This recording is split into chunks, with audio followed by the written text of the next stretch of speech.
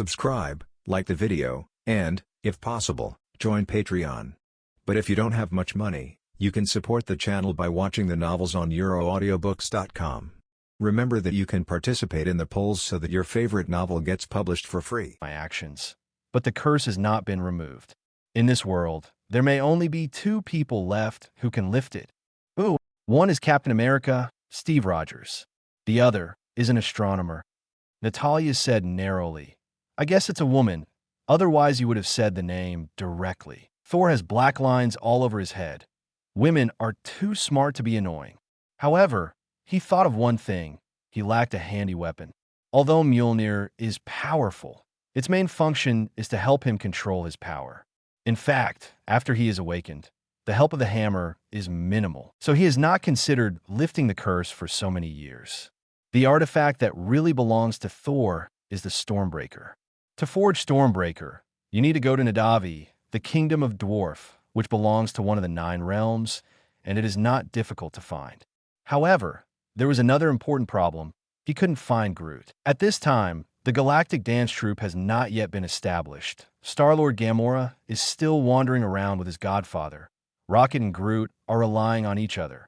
Mantis Girl is still working as a hypnotic ability master, and Drax the Destroyer is still picking up soap in prison. Almost have to wait until after the Ultron incident. Go to Xanderstar and wait for a rabbit to meet them. It's okay. At this stage, Ancient One and Odin are both there, and the Earth is still in the novice protection period. Most of the enemies that can be encountered are not very threatening, and it doesn't matter if they don't use weapons. What are you thinking? Maya Hansen brought a plate of fruit, fed a piece to Thor, and said excitedly, "The super soldier serum you gave me has been analyzed successfully. Although it has not been optimized, it has already got a clue." Thor rubbed her head and said with a smile, "Don't worry, a live mouse will come back in short time. With my relationship with him, it's no problem to ask for a blood sample." As Natalia said, SHIELD recently discovered a wreckage of a plane that crashed in the last century in the Arctic Circle, and it is being excavated. Captain America is coming back. Chapter 69, Attack of the Iron Overlord in the evening. Thor accompanied Peggy Carter and the others in the yard looking at the night sky. A crimson figure streaked across the sky like a shooting star. "What's that?" Peggy Carter asked. "A new superhero. Unlike Steve, this is a pure mortal, assembled by technology comparable to a god. Tony Stark." Natalia guessed right away. She knew about Stark's armor made in Afghanistan. Thor nodded and jokingly said, "He has finally taken this step. Maybe soon, the stock of Stark Industries will rise again. If you want to make a fortune, you can invest in it." Although Tony Stark has awakened from being a playboy, his pretentious nature will not change, and he will definitely admit his identity. Stark was in a bad mood. In today's news, a warlord is massacring civilians. And what can make this warlord rise is the official Stark Industry weapon. He was very guilty and decided to redeem the mistake himself. A warlord stronghold was wiped out, and weapons were destroyed one after another. Even the earliest Iron Man armor is still not something that conventional weapons can resist. After finishing all this easily, when Tony returned, he was targeted by 2 fighter planes. Looking at the fighter plane that was chasing after him, Tony looked helpless. During the entanglement, he accidentally crashed a fighter plane, but he saved the flight member. This incident also made Iron Man famous. What Tony didn't expect was that this incident stimulated Obadiah and made him decide to put all his eggs in one basket. In the mansion, Obadiah attacked Tony, paralyzed him, and took the reactor. Seeing Tony's face turn blue, Obadiah smiled smugly. He taunted Tony frantically and then left him to die. It's a pity that he endured it for 30 years, but underestimated Stark's desire to survive at the last moment. After a short period of paralysis, Stark struggled to climb to the table, picked up the first-generation reactor that had been eliminated, and placed it on his chest. When Stark and armor arrived, the Iron King, driven by Obadiah, stood directly opposite. 2 Iron Warriors engage in a duel. In terms of strength, Stark's Mark III is no less than Iron King. But the problem is that even the best car has to burn oil. After Bellevue fired a few laser cannons, JRVS frantically called the police, making Tony realize that he can't fight like this. He can only try to fight with the opponent. However, heavy mechs like the Iron Overlord originally valued strength, and Mark III became a humanoid sandbag and was punched and kicked. With the energy alarm of JRVIS inside and the brutal ravages of the Iron King outside, Tony finally thought of a way. He rushed to the sky at full speed, and the Iron King chased after him. With 5% of the energy left, the Iron King grabbed Stark's feet and pulled him off. Obadiah's bitter voice came out. "I am better and stronger than you. You accept your fate." Stark replied lightly. "Then how did you solve the freezing problem?" Obadiah was taken aback for a moment, and then the screen in front of him went black. Stark smiled triumphantly. "Let me check it for you." He lightly punched the Iron King on the head, breaking a piece of ice, and the Iron King fell quickly. Since ancient times, the villain died of talking too much, and the decent died of being cheap. Because a piece of ice was missing from his head, the circuit recovery of the Iron Overlord was a little bit faster, and he recovered a second before he fell to the ground. Stark, who had almost run out of energy and fell to the ground, stared blankly at the Iron Overlord who stood up again. His energy was only 2% left, and he couldn't last a round. Obadiah laughed wildly. "Hey, Tony, is there another way? If not, go to hell." He was not in a hurry to deal with Stark, but to let him taste the despair so that he could pay back his 30 years repressed. For a moment, Tony was really desperate. He was out of options. However, the next moment, he made an unexpected move. Chapter 70 Demolition of Gundam with Bare Hands. Yang's electrotherapy at the last moment. Stark unleashed his last energies and charged in the direction of Thor's manor, with a loud cry that resounded through the heavens and the earth. "Uncle, help me!" Thor, who had heard the movement a long time ago and rushed over to observe secretly, was full of black lines on his forehead. After Natalia knew the situation here, she called a team of agents, and she heard it now. "Didn't expect you to be such an Iron Man." In fact, when a bigwig like Peggy Carter stepped forward to confirm Thor's identity, Stark basically believed what he said that day. And a few days ago, through his good friend Rhodes, Stark got the information that Thor hanged the abomination. So, in his opinion, it is no problem to deal with an Iron Overlord. The most important thing is that it is about your life. So lose face if you lose face. Obadiah was not in a hurry to take Tony's life. He was like a cat playing with a mouse, keeping a distance and chasing all the way. Before he knew it, he crossed a red line. Tony Stark was running with all his strength. His energy was basically exhausted. He could only use it to maintain his life. And now he was running wildly, dragging his heavy armor purely by physical strength. At this moment, I suddenly felt a figure passing by my side quickly, and then there was a huge amount of roar behind me. Bang! Before the Iron Overlord could react, a strong blow hit his chest, and he flew backwards, leaving a black hole in his chest. Obadiah looked at the blonde young man in front of him, roared, and raised his iron fist as big as a water tank to strike. The punch was powerful enough to crush a tank. Tony clutched his chest and hid in the corner, watching this scene, complaining, "A soil beetle is a soil beetle. As soon as he has strength, he thinks he is a god." He could clearly see the power of that kick just now and the destructive power it caused. But Obadiah still tried to go head-to-head with the opponent. Sure enough, Thor blocked the iron fist of the Iron Overlord with one hand, pulled back, and then flew up and stepped heavily on the shoulder. With a click, an arm fell off. If it was an exoskeleton armor like Iron Man, this one would be enough to make Obadiah roll on the ground in pain. But the Iron Overlord is a pure robot, and the controller hides in a relatively safe place inside to control everything. Even so, Obadiah was still terrified. He hurriedly raised his other hand, and the heavy artillery was about to be fired. "Be careful!" exclaimed Tony, who was hiding in the dark and observing. "FG World War II hero die to me." Obadiah grinned and pressed the launch button. A missile whizzed towards him, and Thor Thunderbolt wrapped his arm and blasted it with a punch. Huge amounts of the explosion left him unscathed. The terrified Obadiah wanted to continue to attack, but Thor's lightning was faster than him, and the electric current from his fingertips shot at the launcher like a six-vein sword, destroying it instantly. While he was still in a daze, Thor sprinted to his side, grabbed a piece of breastplate, and pulled it hard, and a steel plate was torn off. Without giving him time to react, he attacked with both hands left and right, and the steel plates were removed one by one. Tony was completely shocked. Although he knew that this uncle was very fierce, he didn't expect to be so fierce. He was like a humanoid Hulk. No, Hulk isn't as brutal as he is. Obadiah was already scared to pee, and there was a strange smell inside the closed iron tyrant, but he didn't care about these and was about to run away immediately. But he couldn't get rid of Thor hanging on him like a lion hanging on a wildebeest and kept bleeding him. As a huge amount of electric current came, all the circuits of the Iron King were overloaded for an instant, and then went out, and Tony thought he was paralyzed by rolling around. No, it's impossible, it's impossible. Let me go.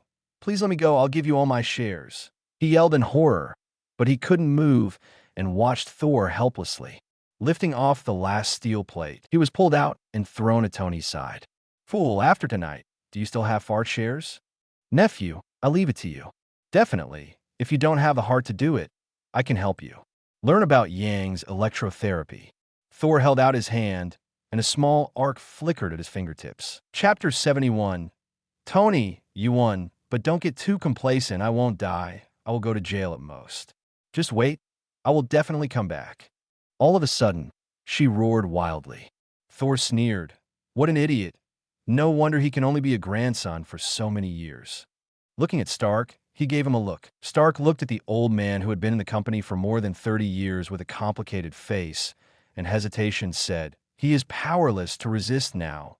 We should hand him over to the law." Thor interrupted before he finished speaking. "You are also an idiot.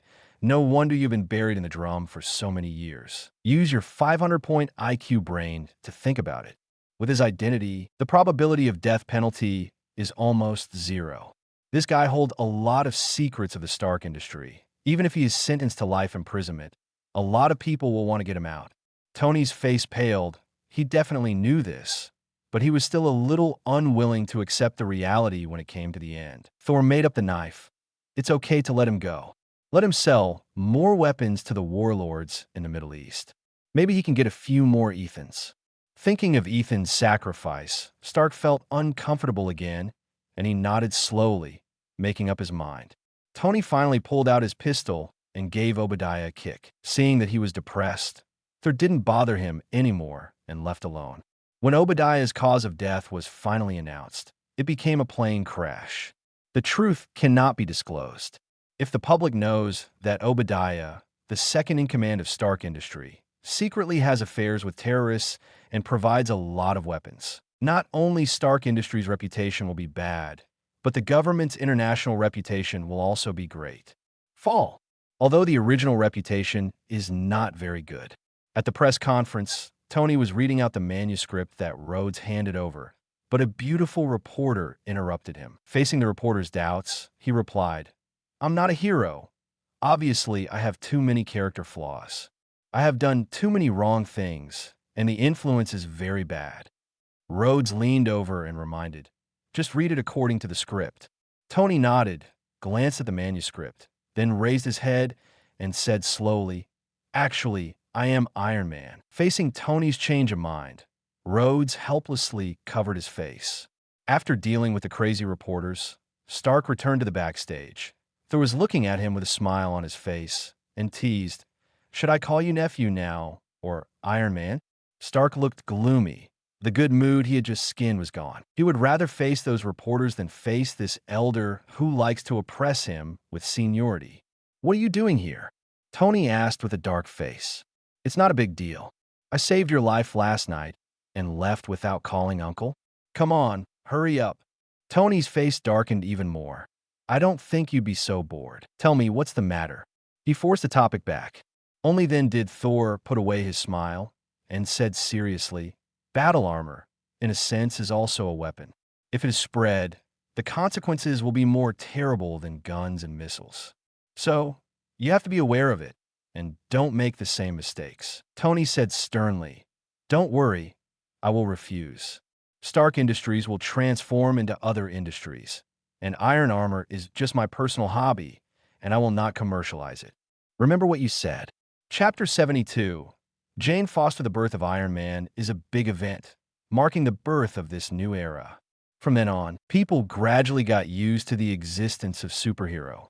In the next few years, the crisis that the Earth will encounter will surpass that of the past few thousand years, and many superhuman beings who might have been unknown will stand up. This is the reason why heroes emerge from troubled times. However, in Thor's view, there are not too many superheroes. Although there are only a few top heroes who are qualified to face Thanos in the future, Thanos' huge army needs a large number of ordinary heroes to fight against. Otherwise, the vast majority of strong men could be overwhelmed by the crowd tactics of purple sweet potato essence alone. So the next thing you can do is New Mexico, Thor theme park.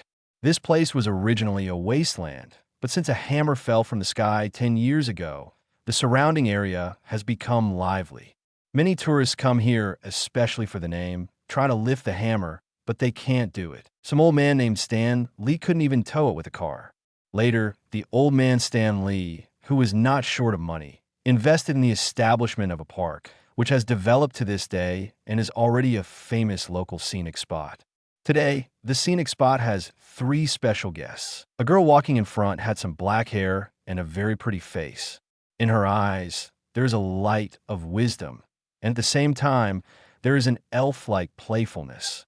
Obviously, she can rely on her face for food, but she chooses to work hard, and she is talking about her type. Behind her was a long-haired girl with slightly lower appearance than her and an old man. When they walked through the gate, Thor, who was holding a newspaper on a bench, looked over consciously. She recognized the girl at first sight, even though she had never seen it or investigated it. Jane Foster, originally his girlfriend in history, a female, Thor in some parallel worlds. There's nothing interesting in this park, Jane. You were so crazy to come all the way. Daisy behind Jane, Foster complained. I didn't come here for fun. According to the information I have learned, this hammer is of great help to my research. Okay. I know you have a soft spot for your boyfriend's hammer. Daisy complained. Jane Foster's face was slightly red, and she immediately returned to normal. Shut up. How many times have I said, I don't have a boyfriend? That's right. Your boyfriend's name is Blake, right? I've seen you have a men's suit with his name on it, but was confirmed a while ago that Blake is Thor. Daisy stole laughing and exposing her shortcomings. Jane Foster looked helpless. When she was young, she was in the 2nd grade of middle school and followed her classmates to chase stars. But as a straight girl of steel, she doesn't know a few celebrities at all, except for the well-known Captain America and Captain Black. That dress was bought at that time, with the name Donald Blake written on it, and it has never been lost. Daisy saw the cleaning of the room one time. As a characteristic activity of a place, lifting the hammer is a must for tourists who come here, and the 3 of Jane Foster will naturally not miss it. At the gate of the park, Thor was not in a hurry to go in. He waited calmly. If his guess is correct, there will be a result soon. Suddenly, a huge wave of energy spread. A vortex appeared in the sky. A tornado formed instantly, and dazzling lightning flashed in it. The entire sky darkened, like a total solar eclipse. The circuit equipment in the park screamed, and then burned instantly. Many people panicked. Only Thor had a smile on his face. I have been waiting for you for a long time, Kim Yui Thor. Chapter 73. Godly Might Thor. Oh, Jane, what did you do? Daisy exclaimed. I don't know. I just raised the hammer lightly. You put it down first. Okay. Jane Foster panicked. She hurriedly put down the hammer, but found that the hammer was tightly attached to her hand, and she couldn't let go. Don't let it go. Calm down from now on. It belongs to you. The sudden sound startled several people, and when they looked back, it was a young man in black with sunglasses, wearing casual clothes, and holding a bottle of water in his hand. You are Thor? Jane asked uncertainly. A little embarrassed, still holding a hammer that belonged to others in his hand. It feels like stealing something and meeting the right owner. Thor didn't answer, and said to himself, only those who are qualified can lift Mjolnir and master the power of Thor. This hammer has been with me for thousands of years, but it has never been as happy as it is today. because you are its real master. This is different from Natalia. When Natalia raised the hammer, she was only recognized for her own qualities, allowing her to borrow Mjolnir's power, including Captain America. And now, Thor can clearly feel that the power of thunder is slowly transforming Jane Foster's physique, making her the real Thor. In fact, Jane Foster also felt the difference in her body, and the panic just now made her unaware of it. Now, after calming down, I feel that the exhaustion in my body has been swept away, and I have never felt so relaxed before. This hammer seems to have become a part of the body. Daisy on the side was stunned. She yelled, "Wow. He said he wasn't your boyfriend and gave you such a precious gift when we first met." A look of embarrassment appeared on Miss Jian's face. She blushed and said, "Well, let's say at first, I won't sleep with you." She knows that many playboys are very generous to girls because they want to get both money and man. And Thor's reputation in this regard is better than that of the old scumbag Stark. Thor spit out in one gulp, never expecting such a vulgar word from this pretty-looking little girl. Isn't it good to be a quiet and beautiful girl? It's no wonder that he is obviously an excellent astronomer, but he is still so bad after so many years. It stands to reason that someone will sponsor him, right? It is estimated that those who want to invest will be bullied by Ms. Jian's words. If they are honest and gentlemen, 80% of the sponsorship will be pornographic. After all, no one wants to be mistaken for bad intentions. Definitely there are dudes with ulterior motives, but Miss Jane is the one who slapped Thor Loki. Daisy and Dr. Eric were also speechless. Jane also realized that she was rude, and she hurriedly said, I'm sorry, I didn't mean that." Thor waved his hand helplessly. "It's okay, I don't mind.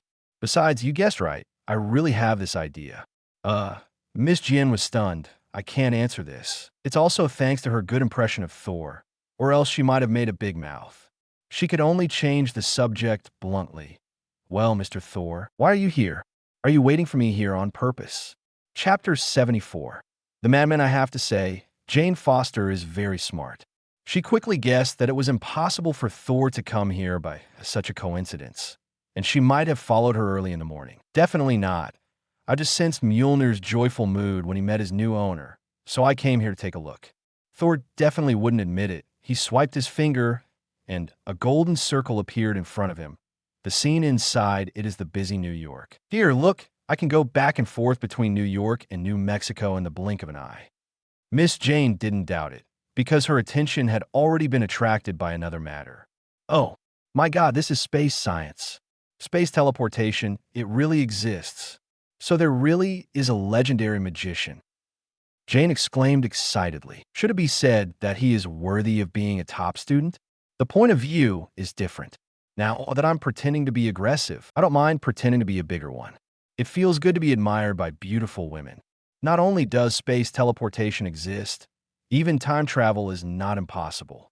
I'm a Captain Black back then, you know? Many people think that I disappeared for half a century after World War II.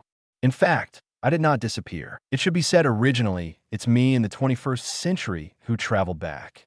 Thor's words deepened the frenzy in Miss Jane's eyes, as if she was looking at a perfect mouse. I know, Daisy shouted excitedly. Jane admires Captain Black the most, and she even told me that this is her ex-boyfriend. Thor froze for a moment, but thought of this level. In the movie, Jane Foster claims to have a doctor's ex-boyfriend named Donald Blake, and the doctor in the comics is transformed by Thor, who was demoted to the Earth. Unexpectedly, in this world, going around is still me. No, I didn't.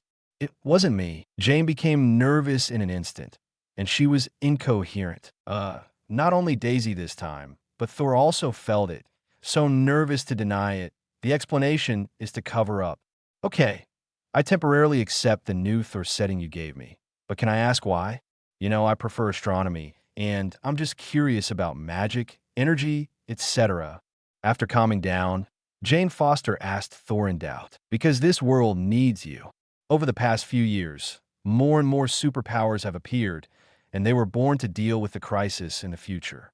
The Earth is not as ordinary as it seems on the surface. In a sense, it is even part of the universe. Center, bear the brunt of the crisis. As the inheritor of Thor's power, you can choose to give up here, or you can use this power to help others. Although the current Earth is unknown, even Midgard has to be added in the universe before anyone has heard of it. But the Earth is not ordinary. It can give birth to the top powerhouse in the universe, the Ancient One. It was protected by the goddess Black Panther hundreds of thousands of years ago. Almost all the strongest Avengers were born on the Earth, including Thanos. The road of tyranny also ended on the Earth. A strong man in another parallel world said that if he had not been sealed many years ago, today's Earth would be the center of the universe. I understand, Miss Jane said seriously. The greater the ability, the greater the responsibility. Am I right? Right or wrong? Thor added. This sentence is used as a restraint for the strong to their own behavior, not a moral kidnapping by the weak for the strong. Thor patted her on the shoulder and said earnestly, in the future, many people will try to kidnap us morally. You must be prepared. Jane Foster finally followed Thor with a hammer and returned to the manor. Although she raised the hammer, she was not originally proficient in various fighting techniques like Captain America or Natalia. She also needed Thor's guidance to teach her how to use this power. This is space teleportation? Wow, there's no discomfort at all.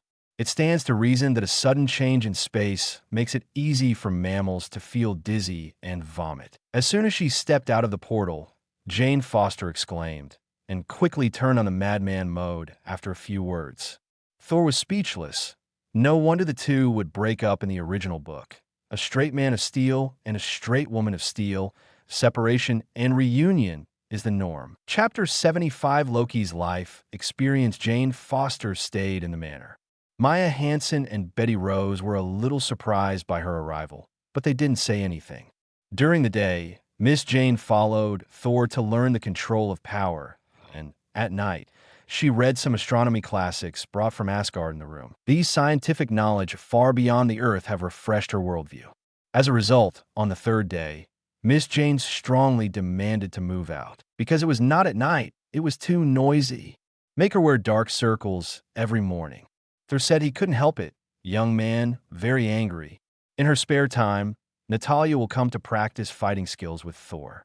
Thor will suppress his own strength and fight her purely with physical skills. Natalia deserves to be Black Widow, and she can faintly beat Thor in half a move.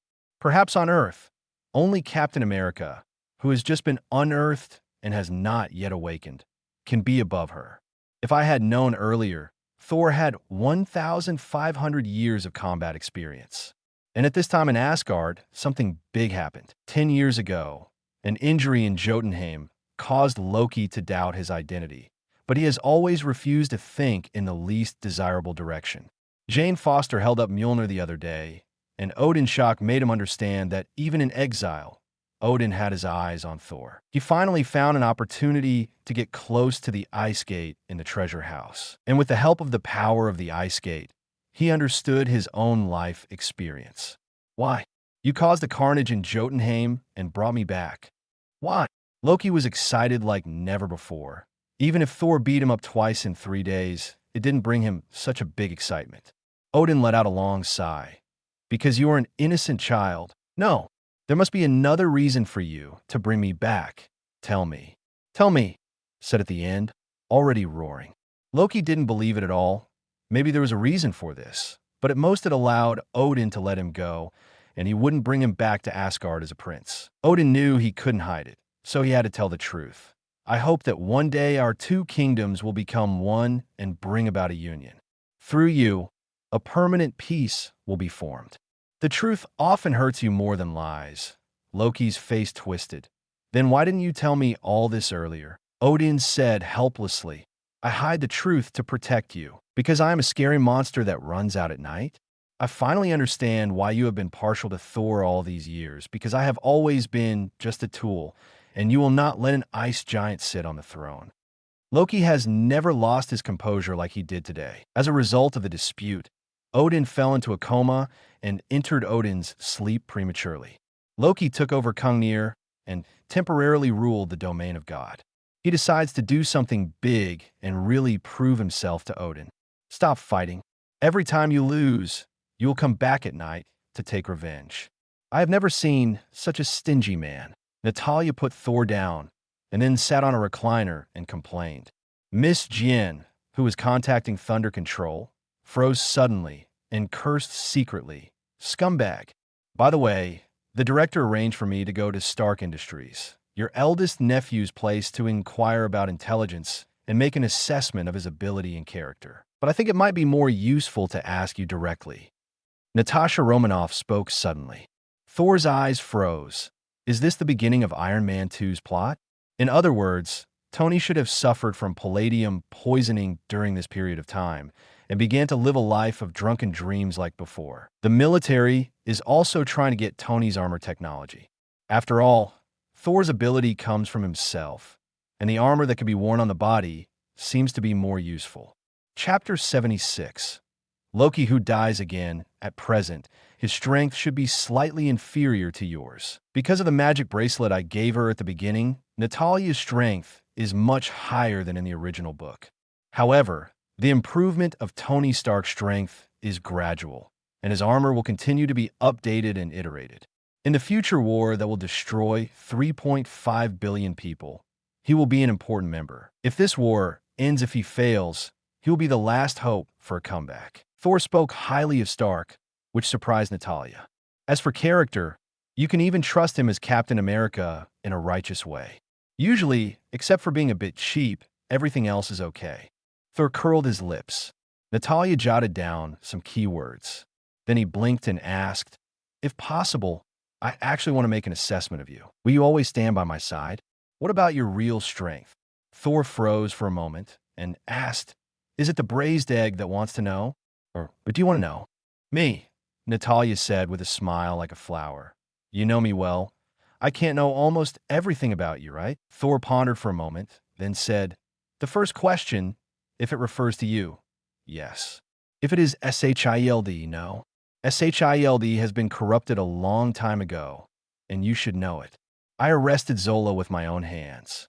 But then the government decided to absorb him into S.H.I.E.L.D. This is a bomb that will sooner or later dismantle SHIELD from within. Natalia was about to speak, but Thor covered her mouth.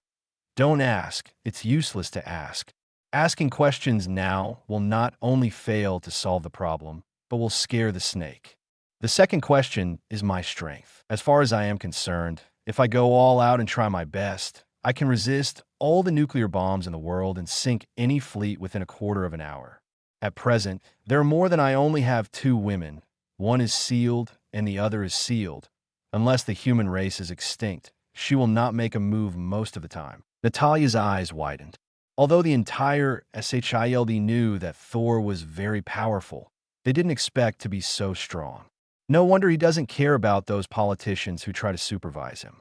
If this news gets out, it may cause a major earthquake in Washington. While he was thinking, there was a huge amount of roaring sound suddenly, and a beam of colorful light descended from the sky, almost connecting the sky and the earth. The light lasted for several breaths before disappearing. Miss Jane suddenly rushed over with an instrument and shouted excitedly, Hey, there's a situation. I just detected that there are violent spatial fluctuations in the suburbs. According to my speculation, it is very likely that the legendary Bifrost opened already. These days, she has read a lot of Asgard's tomes and learned a lot of new knowledge. Although she has decided to become a superhero, she has not given up on her original dream. Soon, Natalia's communication equipment rang. She listened to the report, looked up to Thor, and said, There's an agent report. There are a few strangely dressed guys in the suburbs, a bit like Wonder Woman, Chung Long, and Robin Han. They must have come to look for you, right? The moment Thor saw Bifrost, he guessed their identities, and there was only one reason why they came to Earth on purpose. He sighed in a low voice. Loki, you're playing tricks again. Chapter 77. The destroyer comes. A few of his companions have arrived, and Loki will soon send the destroyer armor to hunt him down.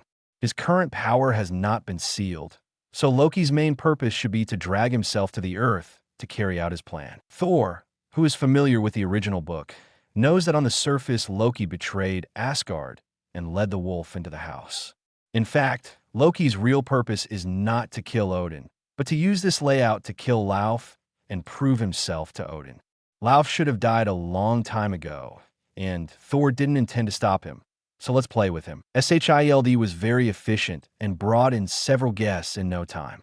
Sif, Nebula, Minerva, you are all here. After a long time no see, Thor went up to hug each other. Oh, hell, let me tell you, Thor has changed. He is no longer the Thor who believes that a real man should be a man. Fandral yelled.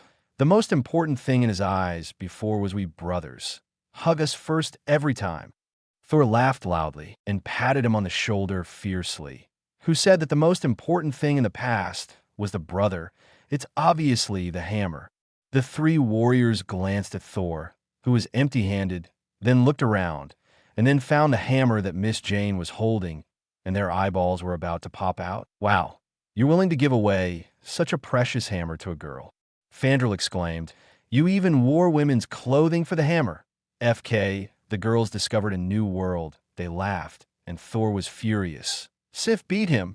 This is a dark history of Thor. It's hard to explain in one word. Don't mention it. Next, some of his companions told him about Loki's plot. As for Nebula and Minerva, they obviously plan to stay on Earth. And their arrival obviously cannot be hidden from Loki, and soon Loki will send the destroyer armor.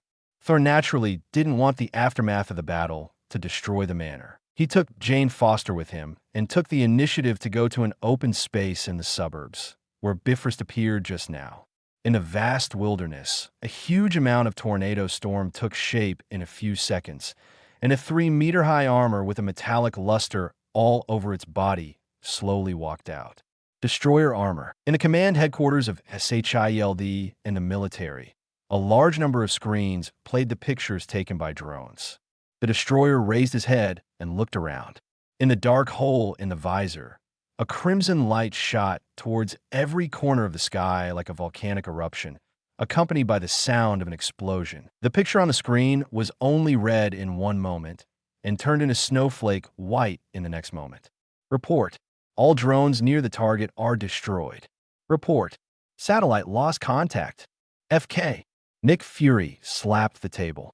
In the distance, Thor was not surprised to see the destroyer armor clearing the field in an instant. To do something bad and dismantle the monitoring beforehand, Loki can't think of anything he can think of.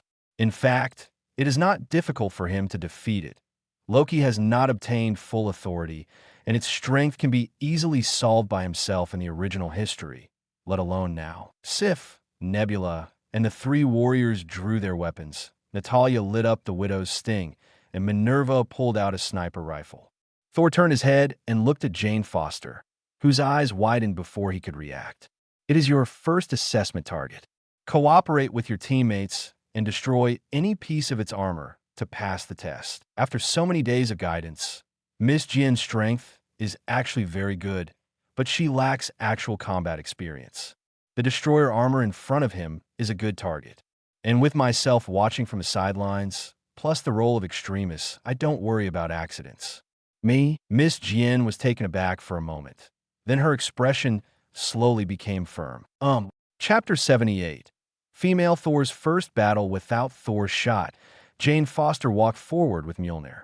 The mentally handicapped behavior of holding back and not magnifying the move will definitely not happen to Loki. After simply accumulating power, a golden flame spewed out towards everyone.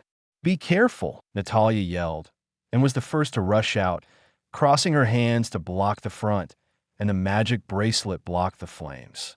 Sif shouted, cover me. Fandral and others, who had cooperated tacitly for a long time, jumped up immediately. The destroyer swung Fandral flying with one hand, and at the same time, Sif jumped on its back and thrust his sword hard into its neck. The flames on the destroyer were instantly extinguished, and the movement also came to a standstill. So easy?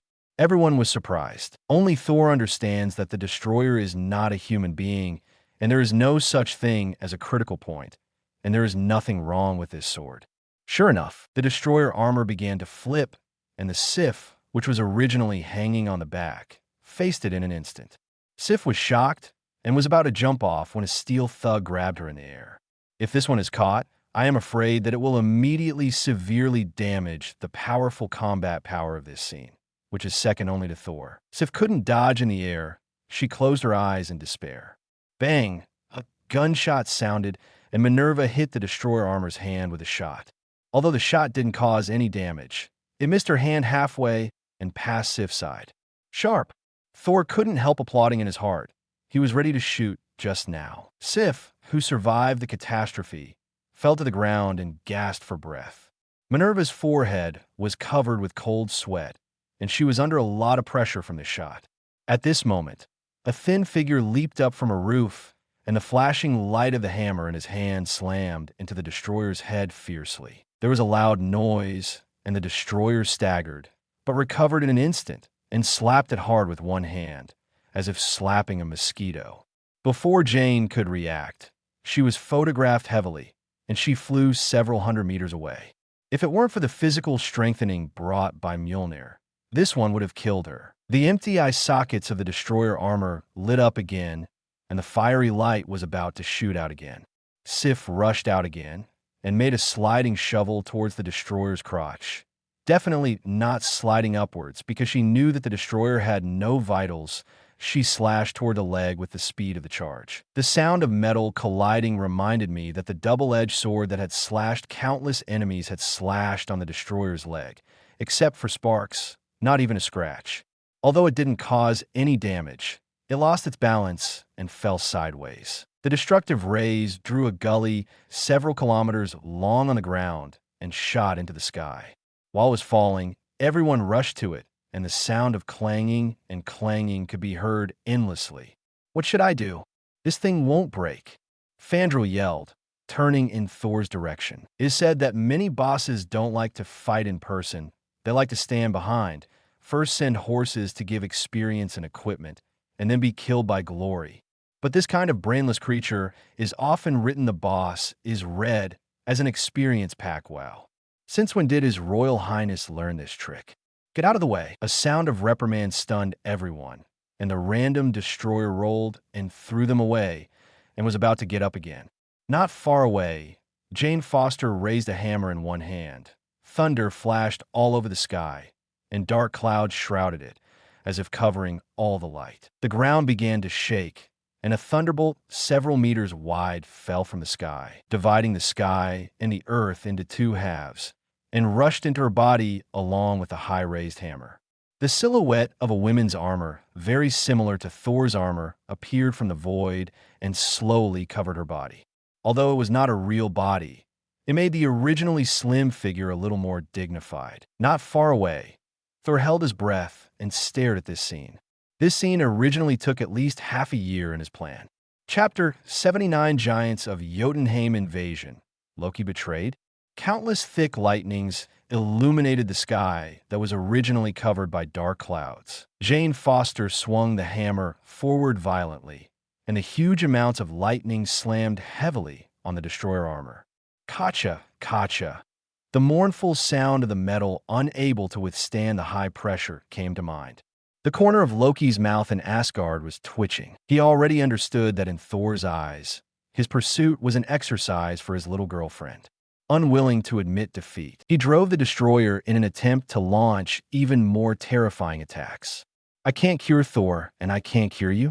In the helmet of the destroyer, golden light kept flashing, and terrifying energy was accumulating. Jane Foster suddenly charged forward, rushing in front of the destroyer at a speed that broke through the limit of mortals. Mjolnir slammed hard on the destroyer's visor that was about to spray rays. This hammer, mixed with divine power, not only shattered the visor, but also blocked the golden rays in the head of the destroyer. With a muffled sound, the entire destroyer twitched violently. Just when everyone thought they had won, the destroyer's head suddenly exploded violently. Not good. Miss Jin, who was caught off guard, was blown out on the spot. Mjolnir came out. The outline of the armor on his body gradually faded and disappeared, and the thunder and lightning around him gradually dissipated. In midair, Jane, who was in a daze, suddenly felt that she was caught. When he opened his eyes, he saw Thor's approving eyes. "You've done a good job. Leave it to me." Miss Jin gave a faint and then a burst of exhaustion flooded her body, and she fell into a coma. The destroyer, who had lost his head, stood up again with his empty neck and walked towards the crowd. Thor signaled the crowd to disperse and walked forward alone. "My stupid little brother, why do you always forget to eat but not fight? Isn't it good to be a happy little princess?" Shit. Loki, who was far away in Asgard, exploded in anger after a long absence. The miserable life of being beaten twice in 5 years and 3 days seemed to emerge before his eyes. He drove the destroyer in anger and punched Thor. A huge impact sounded like an ordinary plane crashing, and Thor tightly caught the destroyer's fist with both hands. Twisted hard, and there was a sound of metal tearing, and one arm of the destroyer armor was cracked and shattered. "Your Highness, he seems to be getting stronger and stronger," the 3 warriors murmured. "So, Thor is the boss. You can only call 666. Sif complained. She felt a little uncomfortable about this. She chose to become a warrior in the first place, just to please Thor. Later, she finally became the most powerful female warrior in Asgard, and even the 3rd strongest after Odin and Thor. So she became Thor's good buddy. It was not easy for Thor to become enlightened a few years ago, but she still did not give up her persistence for thousands of years. She was trying to reduce the direct gap between her and Thor. But now it seems that the gap seems to be even bigger. Taking a peek at the unconscious Miss Jin, the resentment was even worse. The suit of armor just now, but a couple pretending to say. A few months ago, the scene where the Gundam was torn apart was repeated. The resistance of the destroyer armor was futile. Thor didn't even use the power of thunder, and defeated it with his physical strength alone. In just a short while, the majestic destroyer just now became scrap iron all over the place. Loki in Asgard was already scared to pee. He didn't care about the destroyer armor, and ran in the direction of Bifrost. While Thor was still pretending, he had to hurry up and start the next plan. Beside Heimdall, who was frozen by Loki with the ice gate, several blue figures appeared. Looking at this resplendent world, they felt unprecedented excitement in their hearts. Thousands of years of hatred will end today. Loki greeted him with a smile on his face. "Welcome to Asgard." Chapter 80. Hitting Lauf behind closed doors. "Nice to meet again, Captain Black. I'm Phil Coulson, SHIELD agent. I'm your biggest fan." Stop. Thor interrupted his approach. "I remember that your idol is obviously Steve. How did you become a fan? If you have anything to say, just tell me. I'm in a hurry." A trace of embarrassment flashed across Agent Phil Coulson's face, and he smiled and said, "Although this battle avoided residential areas, it caused great damage to the surrounding environment after all, and the entire New York has seen the vision here. So, SHIELD hopes that there needs to be an explanation to the higher-ups, at least to make Washington believe in the existence of aliens." Thor shook his head. "They will believe it, and it doesn't matter if they don't believe it. It won't be long before the whole world knows the existence of aliens." After finishing speaking, he ignored the bewildered Phil Coulson and turned to look at Natalia and the others. "Are you going back?" Natalia was a little bit reluctant. The main reason is that Thor often disappears from time to time, and it can be several years at a time. Thor patted her on the shoulder with a serious expression on his face. "My younger brother is causing trouble again, and the father is asleep. Only I can take charge of the overall situation. I have to go back and deal with him. Don't worry, I will be back soon. This time it won't be that long." Going back this time is to quell the disaster caused by Loki, so he left Nebula and Minerva on the Earth, and only brought the 3 warriors of Sif and Asgard. He yelled into the sky, "Heimdall, take us back." As the god of Door of Asgard and Asgardian of Bifrost, Heimdall's strength is beyond doubt. Hearing the call, he shattered the ice with all his strength, hacked the surrounding giants of Jotunheim to death with a few strokes, and inserted the Guardian's sword into the switch of Bifrost. The brilliance of Bifrost poured down, and the tolls disappeared in the brilliant halo. In Asgard, in Odin's palace, Odin was lying unconscious on the bed, and Frigg was waiting beside him.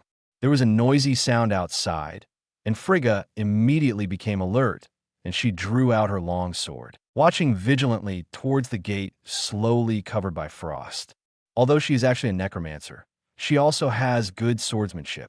The gate of the palace was kicked open with a bang, and a tall, dark blue figure appeared. Giants of Jotunheim. Frigga's eyes widened. How could this Jotunheim race infiltrate here? She bravely went up to meet the giants of Jotunheim, who came in with a sword, but was sent flying by Lauf's paw from behind and fell to the ground.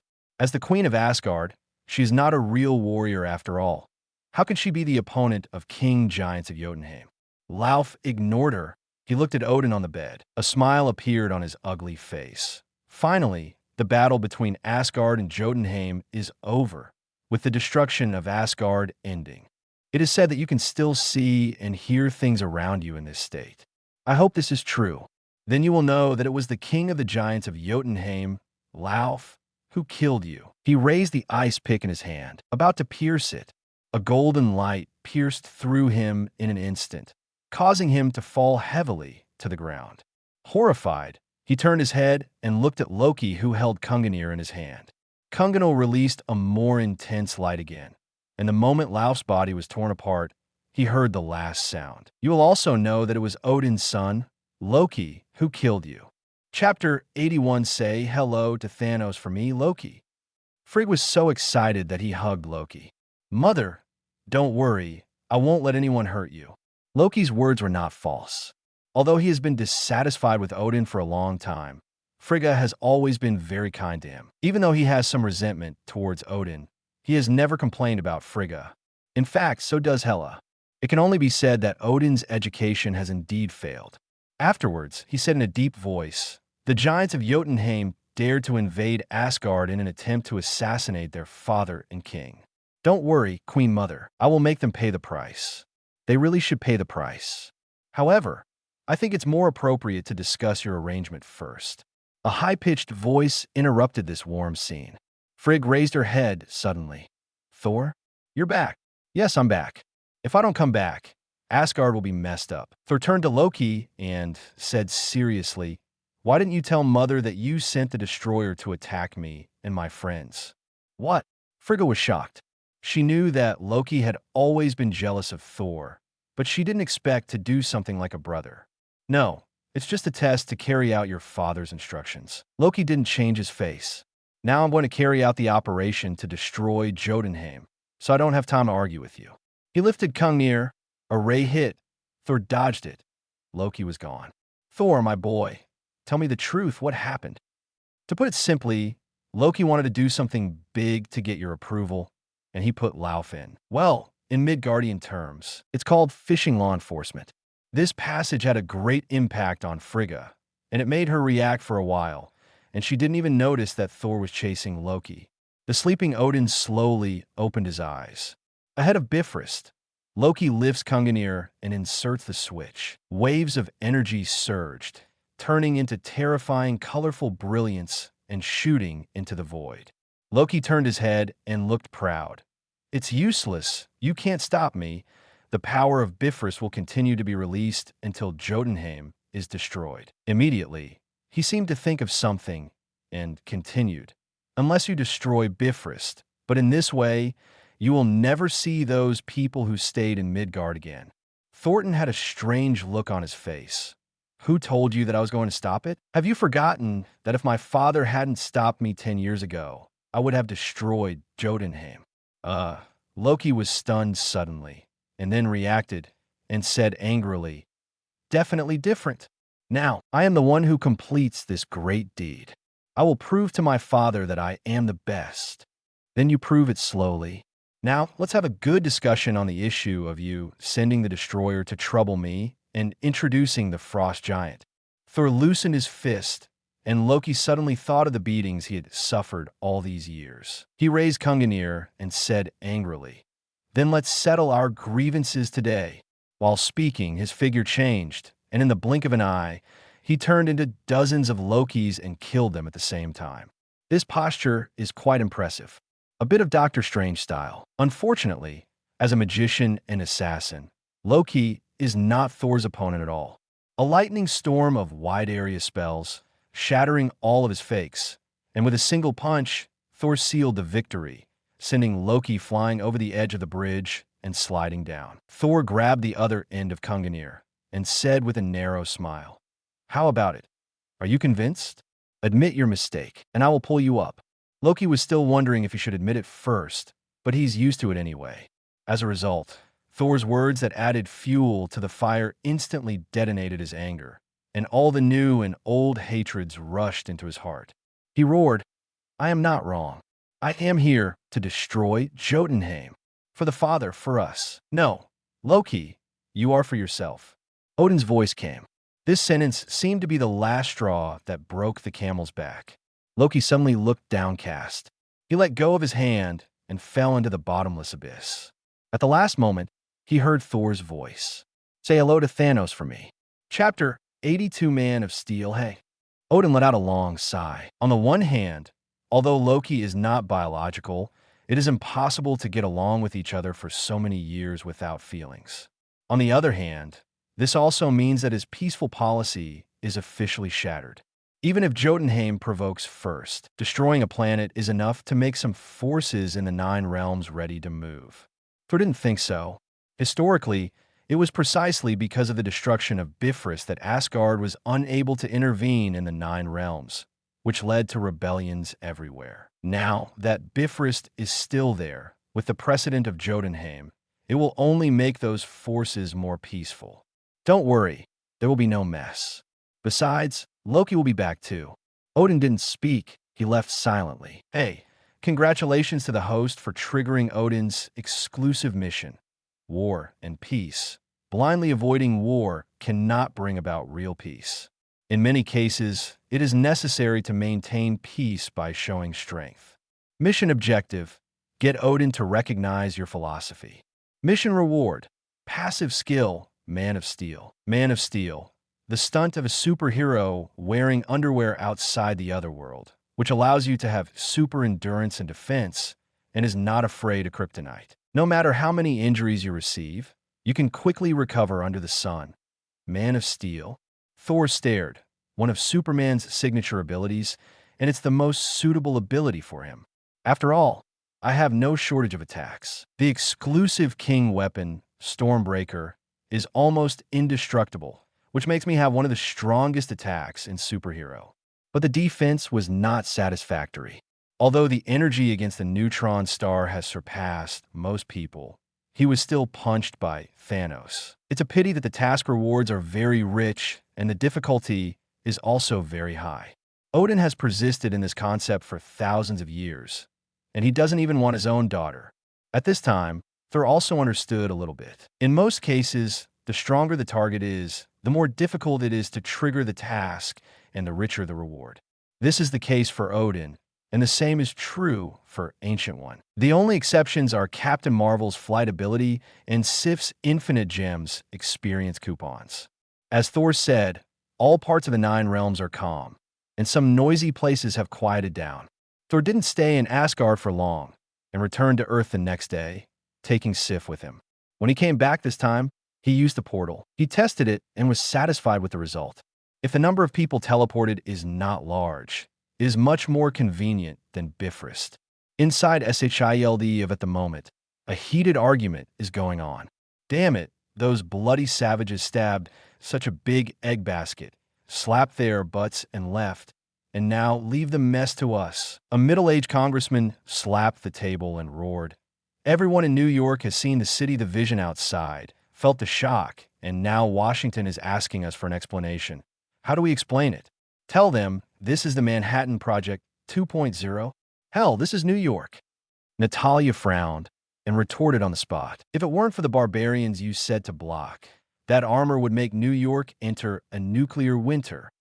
Romanoff agent, pay attention to your identity. Another high-ranking boss said angrily, I know you have private contacts with him, but now you're standing in the position of SHIELD instead of defending him everywhere. Natalia didn't bother to talk to him anymore, and thought to herself, the protection of bullshit, if you want to maintain it, you are also maintaining S.H.I.E.L.D. Let you gang of insiders and outsiders fight with sand dollars to offend people, and the whole of America will be smashed for you. At this time, Nick Fury, who had been silent all this time, suddenly spoke up. Why do you have to explain? Why can't you tell the truth? Alien civilizations have always existed, and they will contact us sooner or later. No, they are already in contact. It's time for the people to know about this. Chapter 83, Cut Off Your Head. No, this will cause panic among the people. It's already causing panic, Nick Fury said in a deep voice. At the very least, as Captain Black, who once won the Medal of Courage, most people will accept him more. That's it. Asgard will not be the only alien who came to Earth. In the future, there will definitely be more people from other planets visiting or even invading. This matter will not be hidden sooner or later. Nick Fury made a final decision on the plan. Who are the candidates for the Avengers? Leaving the conference hall, Nick Fury asked Phil Coulson in the director's office. Earth urgently needs to form its own power to deal with threats from beyond the sky. Tony Stark is one. His steel battlesuit makes him qualified to be a superhero. Natasha Romanoff is also. She's the best agent I have ever seen. Clint Barton, he's the strongest sniper in the world hand. Bruce Banner, if he can control his emotions, he could be the strongest.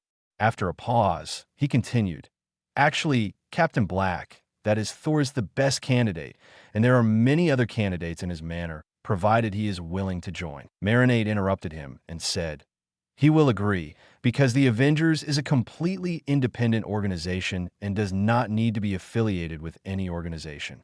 And judging from what he has done, he has no malice towards us.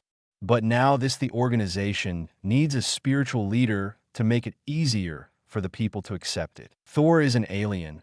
Stark has a bad reputation in the past. Clint is not strong enough. Natasha Romanoff was born in Russia, and Hulk is even more ridiculous. Phil Coulson looked weird. According to the director, there are no suitable candidates. Suddenly he looked serious and asked tentatively, you mean Captain America? According to the doctor, he will wake up in the next few days. I hope his dream will merge into this new era. Her physical condition is very stable, and the injuries on her body are all superficial, so there's nothing serious about it. It's just a loss of strength caused by excessive fatigue. She should wake up soon. Just pay attention to rest. In the room in the manor, Jane Foster was still lying on the bed, and a blonde female, doctor said to Thor, okay, thank you, Dr. Palmer. This is your certification fee. I hope you keep everything you saw tonight. Otherwise, someone may disturb your life. Thor handed her a check. The female doctor nodded. She saw a circle of light appear out of nowhere in the room with her own eyes, and then a man and a woman walked out of it. She thought it was better for her to forget about it. Watching the doctor leave, Natalia said, the director announced today that the truth about the Destroyer armor incident will be disclosed, and you will soon become famous. I'm already famous. Nick Fury is a smart man. If I make it public as soon as possible, the public will be mentally prepared for what happens in the future. Agent Phil Coulson asked me to ask you, Avengers, if you would like to join? I have no objection. But one thing must be said, the Avengers must always remain independent and have the full power to act freely. I have no interest in participating in the games of those politicians. Besides, there are a lot of problems with those politicians. With that said, he walked out of the room and looked at a shivering man in black in the corner. Romanoff, agent, this is a misunderstanding. A misunderstanding. This guy was already terrified. They wanted to try to monitor the situation on Thor's side, but they were discovered by Minerva as soon as they approached the manor, and then they were knocked down by Nebula in a few seconds, leaving only one alive for questioning use. Did Sitwell send you here? Or Crossbones? Either way, the agent looked blank, as if he didn't know who he was talking about. Thor suddenly said softly, don't worry, if one head grows, I'll cut off 2 heads and see how many heads you have for me. The man in black immediately stopped begging for mercy, looked over in horror, and then said frantically, you ignorant guy, the organization is so powerful, you can't even imagine it. H-Y-D-R-A hail. Chapter 84 Captain awakes, looking at the agent who died after crushing the poisonous non. Natalia froze for a moment before realizing it. Hydra? Hasn't this organization been wiped out? She looked at Thor. Thor said indifferently, what was wiped out at the beginning was at best the Red Skull series, and it was not thorough. Dr. Zola was Hydra before, and it couldn't be easier to put people in it. The current child has long been infiltrated and riddled with wounds. Whole. Natalia froze for a moment and couldn't help asking, is Nick Fury HYDRA? No. Then can you tell him the news? Then what? Expose all this? Let's not say whether he believes it or not. This will only make the hidden dangers of Hydra explode in advance. The degree of penetration of Hydra is far beyond your imagination. Even the previous S.H.I.E.L.D. director, Alexander Pierce, is HYDRA. Natalia broke out in a cold sweat immediately. Even the highest bureau chief is HYDRA. Shouldn't it be too easy to install personnel? Rather than finding Hydra in SHIELD, it is better to find SHIELD in HYDRA. She shuddered at the thought that most of her colleagues around her were enemies. So, when will this problem be resolved? When they show their flaws and start to act. Moreover, there must be someone who is absolutely impossible to betray in the hearts of the people to prove it. Don't worry, their strength is just like that, and they can be beaten to death if they show their heads. Okay, I understand. Then can you tell me, who else can I trust? I don't want to be beaten with a sap one day without any vigilance. Natalia was a little joking when she said this mean. Peggy can do it. So can her niece Sharon Carter, Hawkeye Barton, Maria Hill, Phil Coulson. Nick Fury can do it. Not a nice guy, but at least he's not Hydra either. Okay, Natalia pondered, and the atmosphere fell into silence. There's one more thing. The director revealed that Captain America is about to wake up. You're also old friends. Don't you plan to meet? In the old room, the radio was broadcasting a baseball game commentary. Steve slowly opened his eyes. Me still not dead? A nurse opened the door and walked in, smiling. Captain, are you awake? Steve wondered, where am I? In a ward in New York. Steve listened carefully. It was his favorite Dodgers game. With Thor around, the broadcast picks a game after Steve's accident, definitely not letting him hear the problem right away. Steve couldn't help but nodded and asked, what happened to the plane? It didn't hurt our people, did it? No, you saved countless people. Thor opened the door and walked in, followed by Peggy Carter. As expected of the captain, even after waking up from a 70-year coma, he still did not forget his mission. Blake, Agent Carter, are you here? Steve suddenly became excited. Is the Red Skull matter resolved? How is the war going? Also, how long have I been in a coma? There are a lot of questions. Thor smiled bitterly. Let's answer them one by one. Red Skull's plan was terminated by you. You forced the plane to land in no man's land, so no one was injured. The war is over. As for the other some things, you need to digest and digest. Chapter 85 Life Winter Stark. So, I've been in a coma for more than half a century. The captain was silent because the amount of information was too much for him to accept. Immediately, he raised his head and asked, have you found Bucky's body? The expressions of Thor and Peggy are a little weird. After being in a coma for so long, the first thing that comes to mind is the situation of gay friends. Can the friendship between men really reach this level? Peggy looked at Thor with a questioning look in her eyes, and although Thor told her that Captain America and Bucky were not dead, she didn't know whether to tell Steve. Thor gave her a reassuring look, turned to Steve, and said, after the war, Howard searched the valley below the cliff, but couldn't find Bucky. Therefore, the last files of the three of us all recorded the disappearance. The three of us? Steve understood a little. He took Thor's cue. 3 people are missing, 2 of them are alive, so Bucky. Since then, I realized that there are many risks in this world that cannot be dealt with by conventional means. So, I plan to form a team of superheroes to deal with those enemies that are beyond the scope. Nick Fury patiently explained to Steve the general history since the end of World War II. You mean you want me to join? Yes, although it is a bit unreasonable to bother a veteran. But I have to say that the world still needs you. I understand from the moment I sat on Dr. Abraham's bench, I was ready. Steve said seriously. Thor opened a package, revealing a shield. This is yours. I recolored him. Steve took it, gently stroking the lines on the shield, lost in memory. Okay, so Captain, is there anything uncomfortable with you? Nick Fury asked. Steve shook his head and said in a low voice, no, I'm just feeling a little emotional. Once awakening comes, I'm afraid there are not many acquaintances back then. This shield was given to me by Mr. Stark back then. After all these years, he's gone, right? Thor nodded and said, yes, he left a few years ago, and he is enjoying his old age. Although he is gone, his son is still there. I think you will like him. When you get familiar with this era in a few days, I'll take you to recognize your nephew. Peggy shot Thor a smile and mourned for Tony Stark. The awakening of Captain America gave Nick Fury a great reassurance.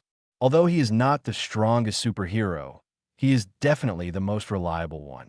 What is even more gratifying is Phil Coulson, who not only saw his idol in person, but also had the honor to take a photo with him and ask for an autograph. The only depressed person is Tony Stark.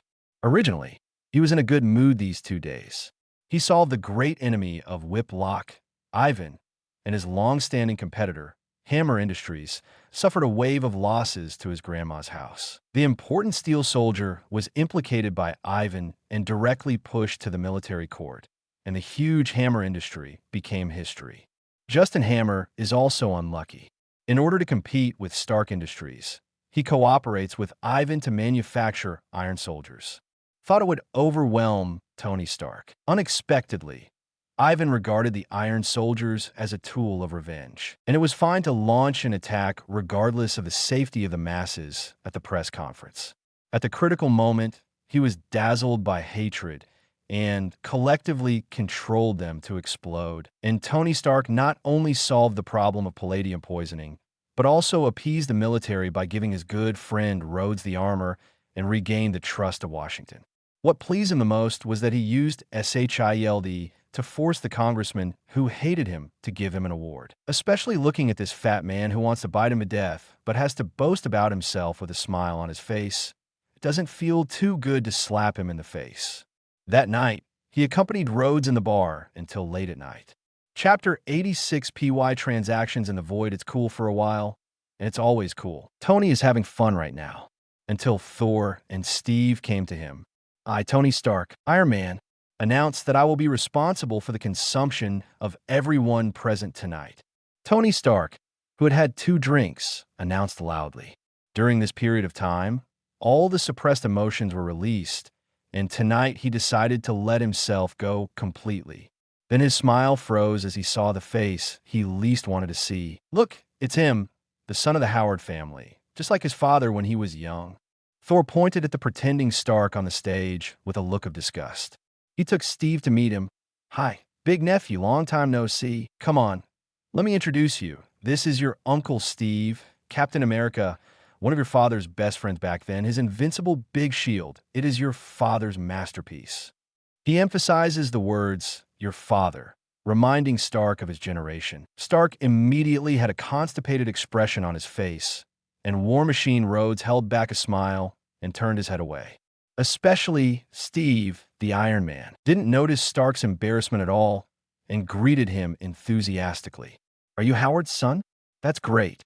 When I first met him, he was still a single nobleman, and he kept saying that he didn't plan to get married and have children. I didn't expect you to be so old in the blink of an eye. Saying that, he even stroked Stark's dog's head like an elder. There are black lines all over Stark's forehead. Don't you have a clue, you old man?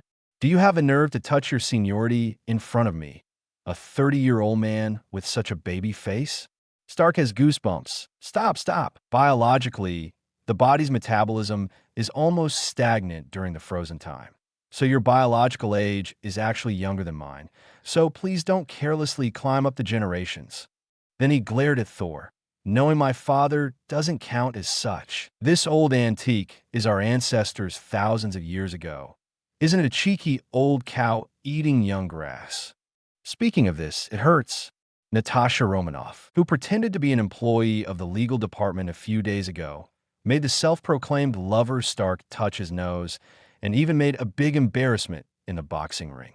Be sure to beat her. It was only later that I found out that this beautiful woman who can fight is actually a SHIELD agent, and she is also closely related to Tritium Manor, the name given to the manor by the protagonist. Not only Natalia, there are a large number of ladies in Tritium Manor who obviously can rely on their appearance to make a living, but have to rely on their own efforts. The female Thor Jane Foster who showed her prowess a few days ago.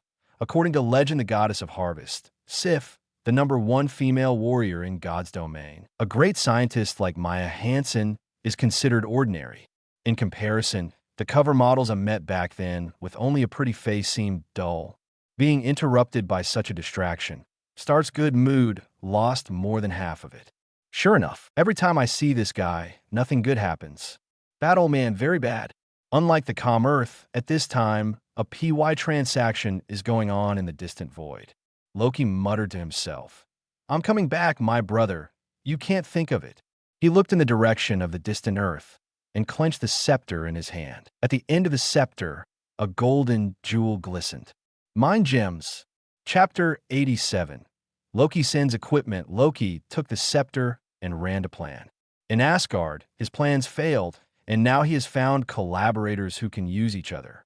Yes, in Loki's eyes, it's not Thanos using him, but he is using Thanos. When I got to the Earth and found Tesseract, with this scepter, I have the final say on everything. Unconsciously, Mind Gem subtly affected his inner thoughts, constantly expanding the dark side of his character. From the depths of the universe, a thick voice came. The Tesseract has awakened, and it's in a tiny world, the world of humans. Humans want to use its energy, but only our allies can use it. Humans are wishful thinking. He will be in the vanguard, and our army of Charitas will follow. Give him the Earth, and we want the whole universe. How can human beings resist? They can only wait for death. Thanos looked in the direction of Earth. In his plan, the space gem is second only to the power gem in importance. The former can speed up his various actions in the universe, and the latter makes him invincible. Thor subconsciously glanced at the sky. His eyelids twitched just now. He feels that something big seems to have happened in the universe, which is the intuition from Strong. Probably, as a Pathfinder pawn, the Chirita army led by Loki will arrive soon, and Thor has no intention of stopping it. What's the matter? Did something happen? Seeing Thor's dignified expression, Miss Jane asked doubtfully. After waking up from the coma, Miss Jane doesn't seem to have the highly compatible effect she had on Mjolnir that day. He also asked Ancient One to check it out. According to Ancient One, this is the subconscious protection of the body, because she is still unable to bear this force. After this incident, Miss Jane seemed to believe in destiny even more, and her relationship with Thor seemed to develop much faster. On the same day, at Thor's request, she agreed to stay in the manor after a short hesitation. Nothing, it's just that there will be a crisis on the Earth, and an invasion by an evil alien race. Oh, Jane blinked and asked, "Aren't you going to remind me?" Thor waved his hand. "Forget it. Now in the eyes of those shit-eating politicians in Washington, I am a big threat. If I mention it, maybe it will be regarded as having ulterior motives instead. Some people just remember to eat, but not to remember. Let them fight." The source of this crisis is the same as 70 years ago. The people tried to control the power that did not belong to them, which caused the disaster. For Washington, Thor has no favor at all. What this group of people need is a group of obedient dogs. It is best to go out with a bomb collar and destroy those who are not obedient immediately. In fact, the more he gets in touch with this group of people, the more Thor understands why Ancient One, as the Asgardian of the world, refuses to interfere in most things. After all, in her eyes, many troubles are caused by human beings themselves. Can't Sister Natalia tell? I believe in her, but I don't want her to be in trouble. After all, she is still affiliated with S.H.I.E.L.D. So, you have to get used to it during this period of time and better grasp this power. When the time comes, you will be able to use it. After the battle with the Destroyer, Thor tried to test Miss Jane's aptitude, and the result was not surprising. Even in Asgard, she was very good. If it was placed 1,000 years ago, there would be a high probability of being worshipped as a saint or burned to death as a witch. Chapter 88. The three princesses with a charming smile, as S.H.I.E.L.D. was not vigilant at all and continued researching weapons. Natalia felt that the atmosphere in the Tritium Manor was different, but Thor didn't say anything, and she didn't ask. She didn't want Thor to be embarrassed, and she knew that Thor didn't want her to be embarrassed if he didn't tell her. Besides, now in S.H.I.E.L.D., she has been regarded as Thor's side by many people. In the middle of the night, A helicopter landed at the secret base of S.H.I.E.L.D. Nick Fury and Maria Hill got off the helicopter and glanced at the evacuating crowd. Nick Fury asked in a deep voice, "How bad is the situation?" Phil Coulson replied, "The worst part is not knowing. 4 hours ago, Dr. Eric detected an unusual burst of energy from the Tesseract. The doctor was not using it at the time, and the energy was completely self-triggered." Nick Fury frowned. "How about the energy intensity?" "It's still rising. After trying to get rid of it, we evacuated the personnel, and we can all evacuate in about half an hour." Maria Hill said at this time, "Director, simply evacuating personnel is useless. We need to find a way to figure out the source of this energy." "I know, but now is not the time to think about this. Evacuate personnel and important materials first. The Tesseract is not serious. It is very active now, and it is out of control." Dr. Eric said to Nick Fury with a helpless face, "We tried to unplug the power, but it was originally an energy source, and it will automatically turn on when the power is turned off, if you let it peak. Isn't that our purpose? To draw energy from the universe. It's different. We are not ready yet. There is a difference between actively accepting energy and passively accepting it." Nick Fury has a bad feeling. He asked Hawkeye Barton, who was in charge here, "What do you think? Have you noticed anything?" "Nothing. Dr. Eric didn't do anything. So, it's not our fault. Our side." Nick Fury's heart skipped a beat. "That's right. Since the Rubik's Cube is a door to the universe, it doesn't make sense that only our side can open it. The existence on the other side is probably also trying to open the door." Hawkeye expressed his guess. "Not yet," Dr. Eric added. "We're not ready to engage with them." At this moment, Tesseract suddenly burst out a strong blue light, shining on the opposite platform.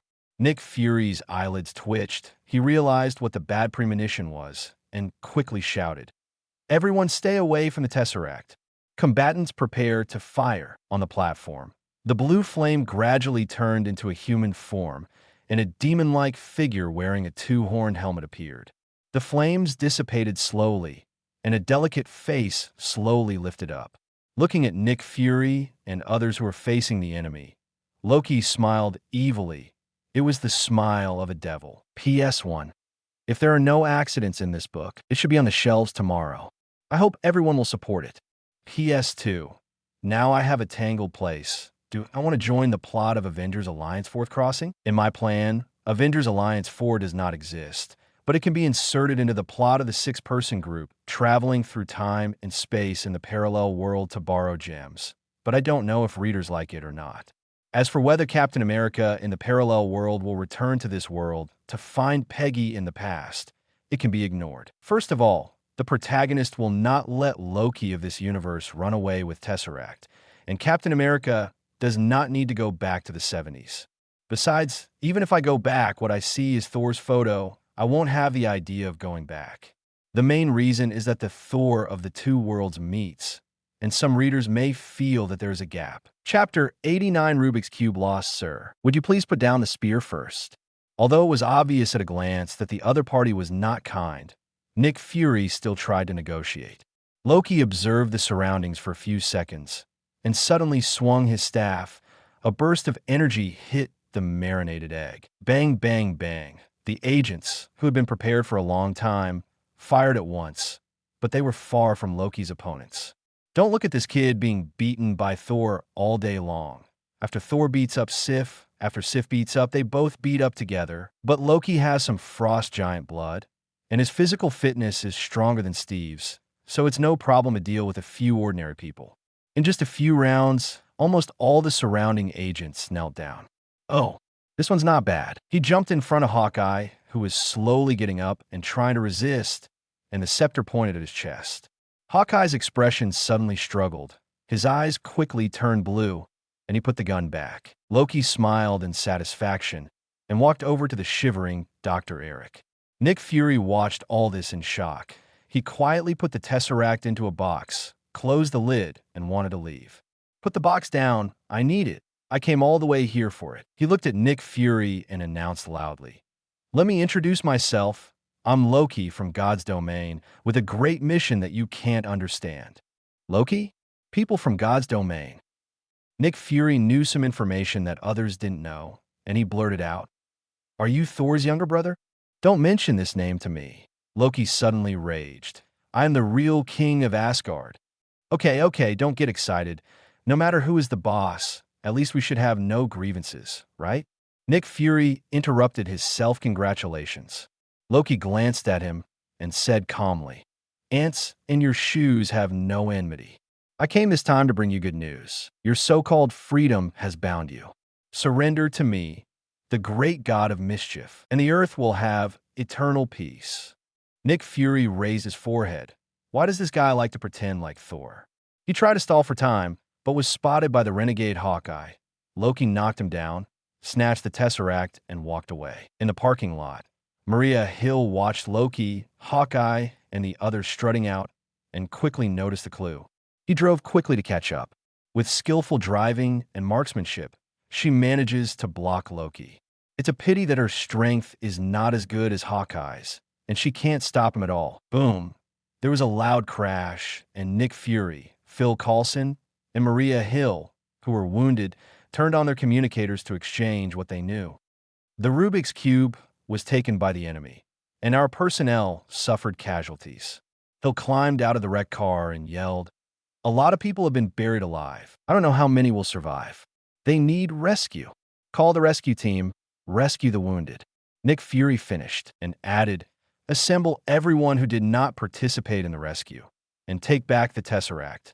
Phil Coulson, you go back to the base and issue a 7 alarm. From the current situation, the war has ended. Here we go." Understood. However, the opponent's strength is far beyond our imagination. I'm afraid it will be difficult for us to deal with the opponent with the means we have. Phil Coulson reminded Nick Fury. Nick Fury was silent for a while and finally said slowly, "Then dispatch the Avengers. It will be put on the shelves at midnight tonight. I hope all readers will support it." Chapter 90, The Avengers Assemble. Agent Romanoff, we need you to return to SHIELD as soon as possible. Phil Coulson's anxious voice came from the phone. In a messy living room, Natalia's dead body was lying on the sofa. Because he brought Thor down in the ring again, he suffered tragic revenge. She lazily picked up her phone. "Please, I'm on a mission. It will take a little time. The situation here is urgent for you. Something happened to the Tesseract, and Barton is controlled by the enemy." Natalia's lazy expression quickly became serious, and she immediately said coldly, "What do you need me to do?" "Officially implement the Avengers plan." "Damn it, shouldn't I go and get those guys? They don't communicate well. What's the matter?" "The Bureau is looking for you." After hanging up the phone, Thor took the phone with a smile. "Who are you responsible for? Stark or Hulk?" "No," Natalia said with a smile like a flower. "My task is to test your attitude." "Because it's Loki?" Natalia had such an expression as expected. "You already knew?" Thor nodded. SHIELD's excessive use of Tesseract energy will inevitably be noticed by some forces in the universe. For them, this is a signal.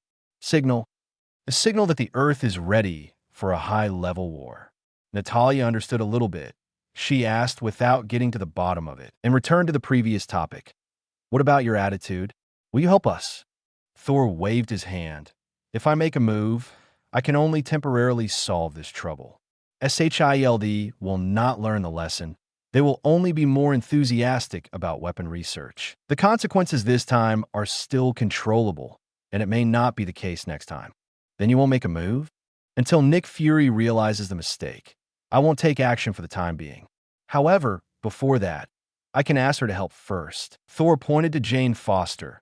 As the new Thor, Jane's strength can deal with more than enough. Loki. In a remote town, Bruce Banner looked helplessly at the bald head in front of him. "I've been hiding here. Why do you still bother me? Who are you, from the military?" Nick Fury shook his head. "No, I'm from S.H.I.E.L.D. We've been keeping an eye on people with super abilities like this. Over the past year or so, we've blocked many people for you. Bruce Banner is very smart. SHIELD will not help him resist the pressure of the military for no reason." He smiled bitterly. "Then what purpose do you have? What do you want from me?" "It's not what we want, but the world needs you." An evil existence from extraterrestrials snatched the Tesseract. and the consequences are unpredictable. The gamma rays emitted by the Rubik's Cube are so weak that we can't track them, and you're the one who knows the gamma rays best. So, you didn't come here to catch monsters? No, it's not a monster. For this type of super ability, SHIELD sees it as a potential avenger. Outside the gate of Stark's industry, Phil Coulson, who had gone through untold hardships and was severely molested by Stark, heaved a sigh of relief. It is really difficult to convince this playboy. He picked up his cell phone and called Nick Fury. Boss, Tony Stark got it done. Your Bruce Banner got it done too? So there's only one Captain America left. Shall I inform him? No, it's already taken care of by Steve. 10 minutes ago, Captain America, who was boxing, received a call from Thor. Steve, the world needs you again. Are you ready? I'm always ready. Chapter 91 Shaking Sun is dead? You're playing with fire, Commander. It's not an energy you can control. SHIELD's headquarters, Nick Fury, was wrangling with a group of counselors. Have you ever fought a war? Senator, in a real war, you don't want to be controlled by others. Nick Fury retorted. You mean, God's domain has declared war on us. It's not God's domain, it's Loki. He can't represent God's domain. What about his brother? What's the attitude of that Thor? A congresswoman asked. There is no malice towards us at the moment, and I promise to let the people from Trudia Manor come to help, and help me persuade Captain America to take action. You have the best agent group in the world to mobilize under your command, but you choose to hand over the work of saving the world to a group of freaks, the congressman said sharply. Nick Fury said in a deep voice, correct me, they're not freaks, but a group of ordinary people with special abilities. Also, I need a special 07 response team. They may not obey orders enough, and may even lose control, but I believe that as long as applied properly, they will be the most suitable candidates. Why do you trust them? By 70 years ago, we believed them, so the war was won. On the other side, evil forces are urging Loki. The Karita people are starting to feel uneasy. When will you be able to open the portal? It won't take long, as your army is as strong as you say. Loki said flatly, are you questioning our army? Questioning the person who gave you the scepter. The voice on the other side became angry. Don't forget, who gave you this opportunity? At that time, you were defeated. I am the king of Asgard. I have been betrayed. Loki became excited. Don't forget, the Tesseract is in my hands now. Before I open the portal, I have the final say on how to act. Okay, people of God's domain, go fight your battle. And when you fail, your so-called kingdom will never be thought of again. The entire universe will no longer have your hiding place, and he will find you, show you what a real nightmare is. Loki's phantom disappears. Will he succeed?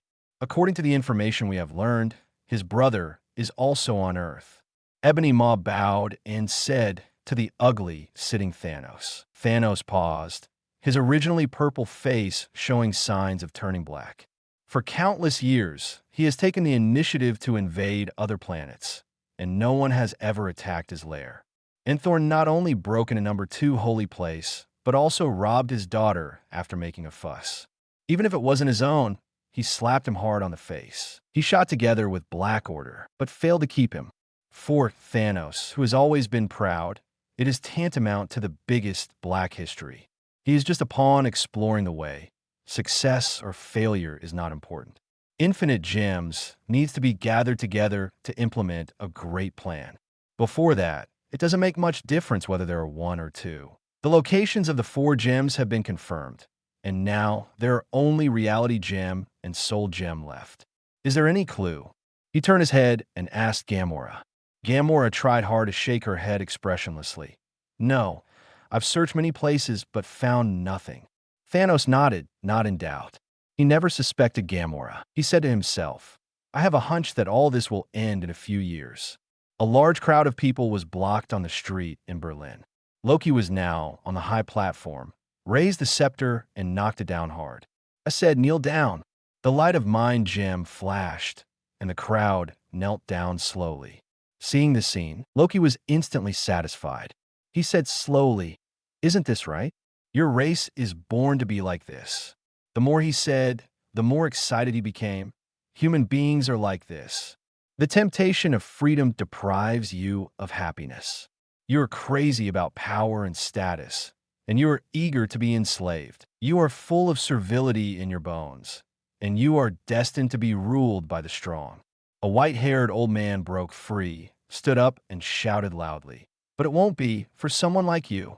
I have lived for so many years, and I have seen many shameless people like you. Being teased by an old man like this, the third princess couldn't hold back anymore, and he became angry from embarrassment. Look at this old guy. He will be your role model. He raised a scepter, and a blast of energy shot out. A figure dressed in stars and stripes jumped in front of the old man, raised a shield to block the energy. Steve stood up and said slowly, "The last time I was here, there was also a person here who wanted to put himself above others, so he knelt down." Loki was disdainful. "A private? You're out of date. It's not me who is old-fashioned. I have to say, you are far from your brother." Steve inadvertently provoked Loki again, and he rushed forward angrily, and the two wrestled together. A meteor flashed across the sky, and Stark's frivolous voice came from Natalia's address book. "Romanoff, 477 agent. Did you miss me?" A smile flickered at the corner of Natalia's mouth. I never knew I had such a big nephew." "Shit." A gloomy look flashed across Stark's face. "It's not scary to have an acquaintance with a high seniority, but what's scary is that this guy even brought a large group of people up to seniority." Stark turned grief and anger into strength, and the intense laser bombardment sent Loki flying. He landed on the ground, opened his mask, pointed at Loki with his hand, and a laser cannon was ready to go. "Drop your weapon and raise your hand, Bambi." Although Loki was going to pretend to be captured, but he's been in a bad mood recently, and he's going to vent his anger. And the nickname Stark gave him made him very uncomfortable. He slowly put down the scepter, and then while Stark was relaxing, he quickly stretched out and stabbed Stark in the chest. Knocked. No response. Why is it not working? Why is it suddenly not working when it was working all the time? Stark was startled at first, and then reacted. He comforted, "Man, if you don't pay attention, you will die. We already know that you can't do it, so don't emphasize it." Chapter 92. Loki's Conspiracy Bang. Loki, who was furious, knocked Stark away with a stick, fully proving that decentness dies from talking too much. Loki raised his staff high and shouted at Stark, "Mortal, dare to insult the gods. You will pay the price." Before he finished speaking, a bolt of lightning struck his celestial spirit cover, and at the same time, he was hit hard on the back of the head, causing him to fall to the ground like a dog eating shit. He turned his head angrily, and then saw a heroic female warrior in black armor holding a hammer in her hand, and was stunned. "Wow, seeing a really beautiful fighter for the first time." Tony whistled excitedly and pushed Steve beside him. "Old Popsicle, I suddenly believe that the story of Hua Mulan is true." Steve looked serious. "Tony, don't call people casual nicknames. Also, this should be Miss Jane from Tritium Manor. You should call her Annie." "Bar, damn it. I shouldn't be talking to you." Stark scowled, taking a few steps away.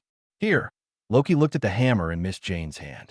Even though he had heard about it a long time ago, he was still shocked when he saw it with his own eyes.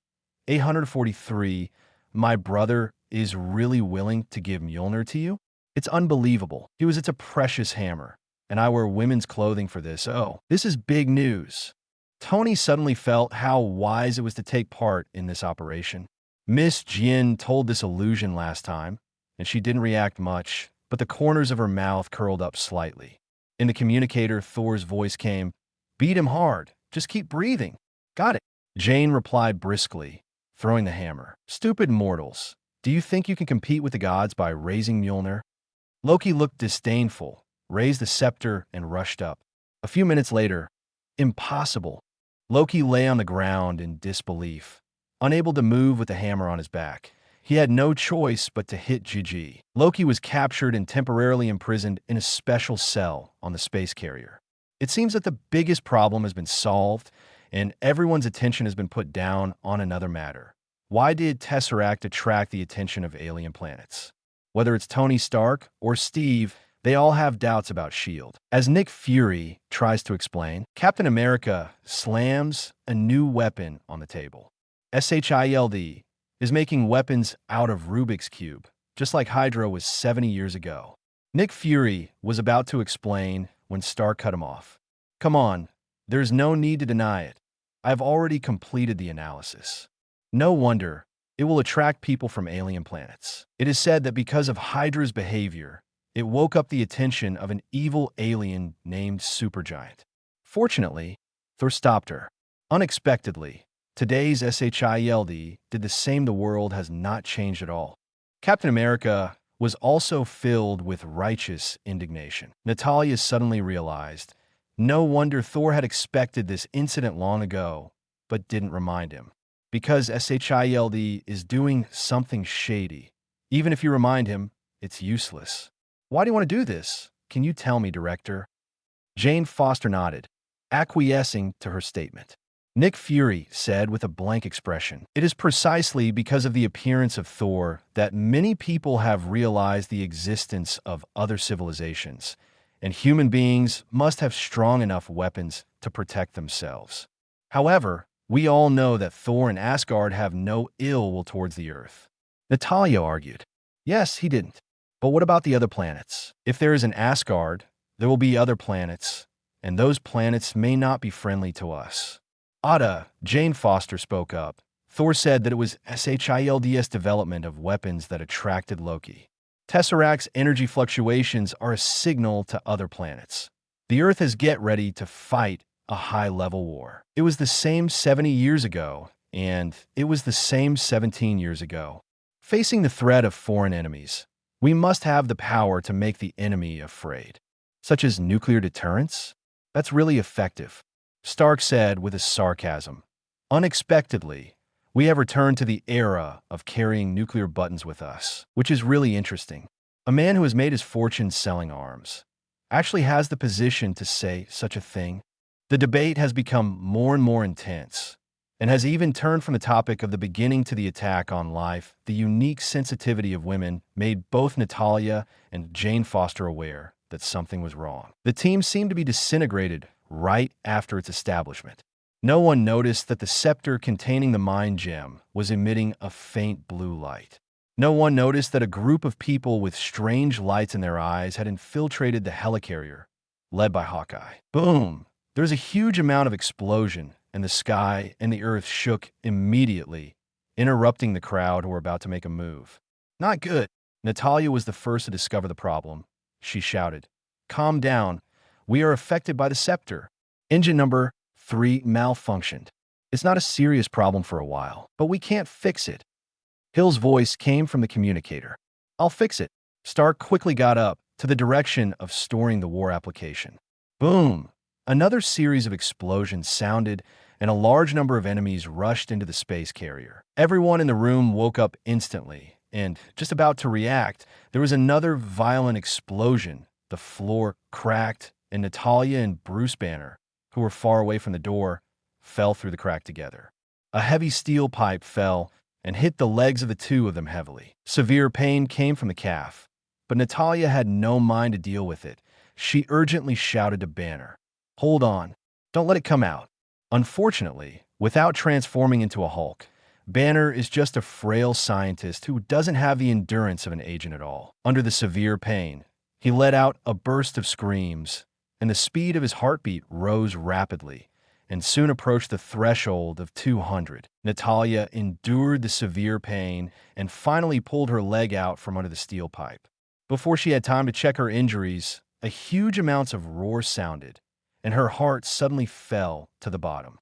Seeing Hulk approaching slowly with a ferocious face, Natalya didn't dare to hesitate anymore, turned around, and ran away. Chapter 93. Phil Coulson's Sacrifice. In the breach of the helicarrier, Stark piloted the armor while commanding Captain America to help. "Go to the engine control box and tell me which switches are overloaded." "Okay." Steve jumped a few times, came to the control cabinet, and opened the panel. "Looks like it's just a bunch of circuit boards." Very professional answer. Stark's face darkened. Boom. Natalya fell heavily to the ground, cornered by Hulk. Hulk rushed up a few steps, held it high, and punched it down. Natalia raised her arms to resist in vain. The magic bracelet barely blocked her 3 punches. Her hands were already numb. And Hulk hit another heavy punch. She closed her eyes in despair. Only one thing in her heart thoughts. Will you come to rescue me at the last moment like 12 years ago? Bang! The expected death did not come, and a harsh electric shock sounded. She opened her eyes expectantly, and a figure in black armor and a red cloak stood in front of her. Jane, we are not his opponents. Don't fight him head on. Although this equipment is very similar to Thor, Miss Jane's strength is basically known to her, so she quickly reminded. Miss Jane held the hammer tightly, without saying a word, staring at Hulk vigilantly. In a collision just now, she realized that her strength was a bit far from that of Hulk, and only by making good use of Mjolnir's strength could she have a chance. Hulk didn't attack right away, but looked puzzled. Miss Jane's battle armor brought back some of his memories. It seems to be very similar to that big hunk who tore up Hatred, but even though Hulk was stupid, he could still tell if it was a man or a woman. After only a few seconds of silence, Hulk punched him.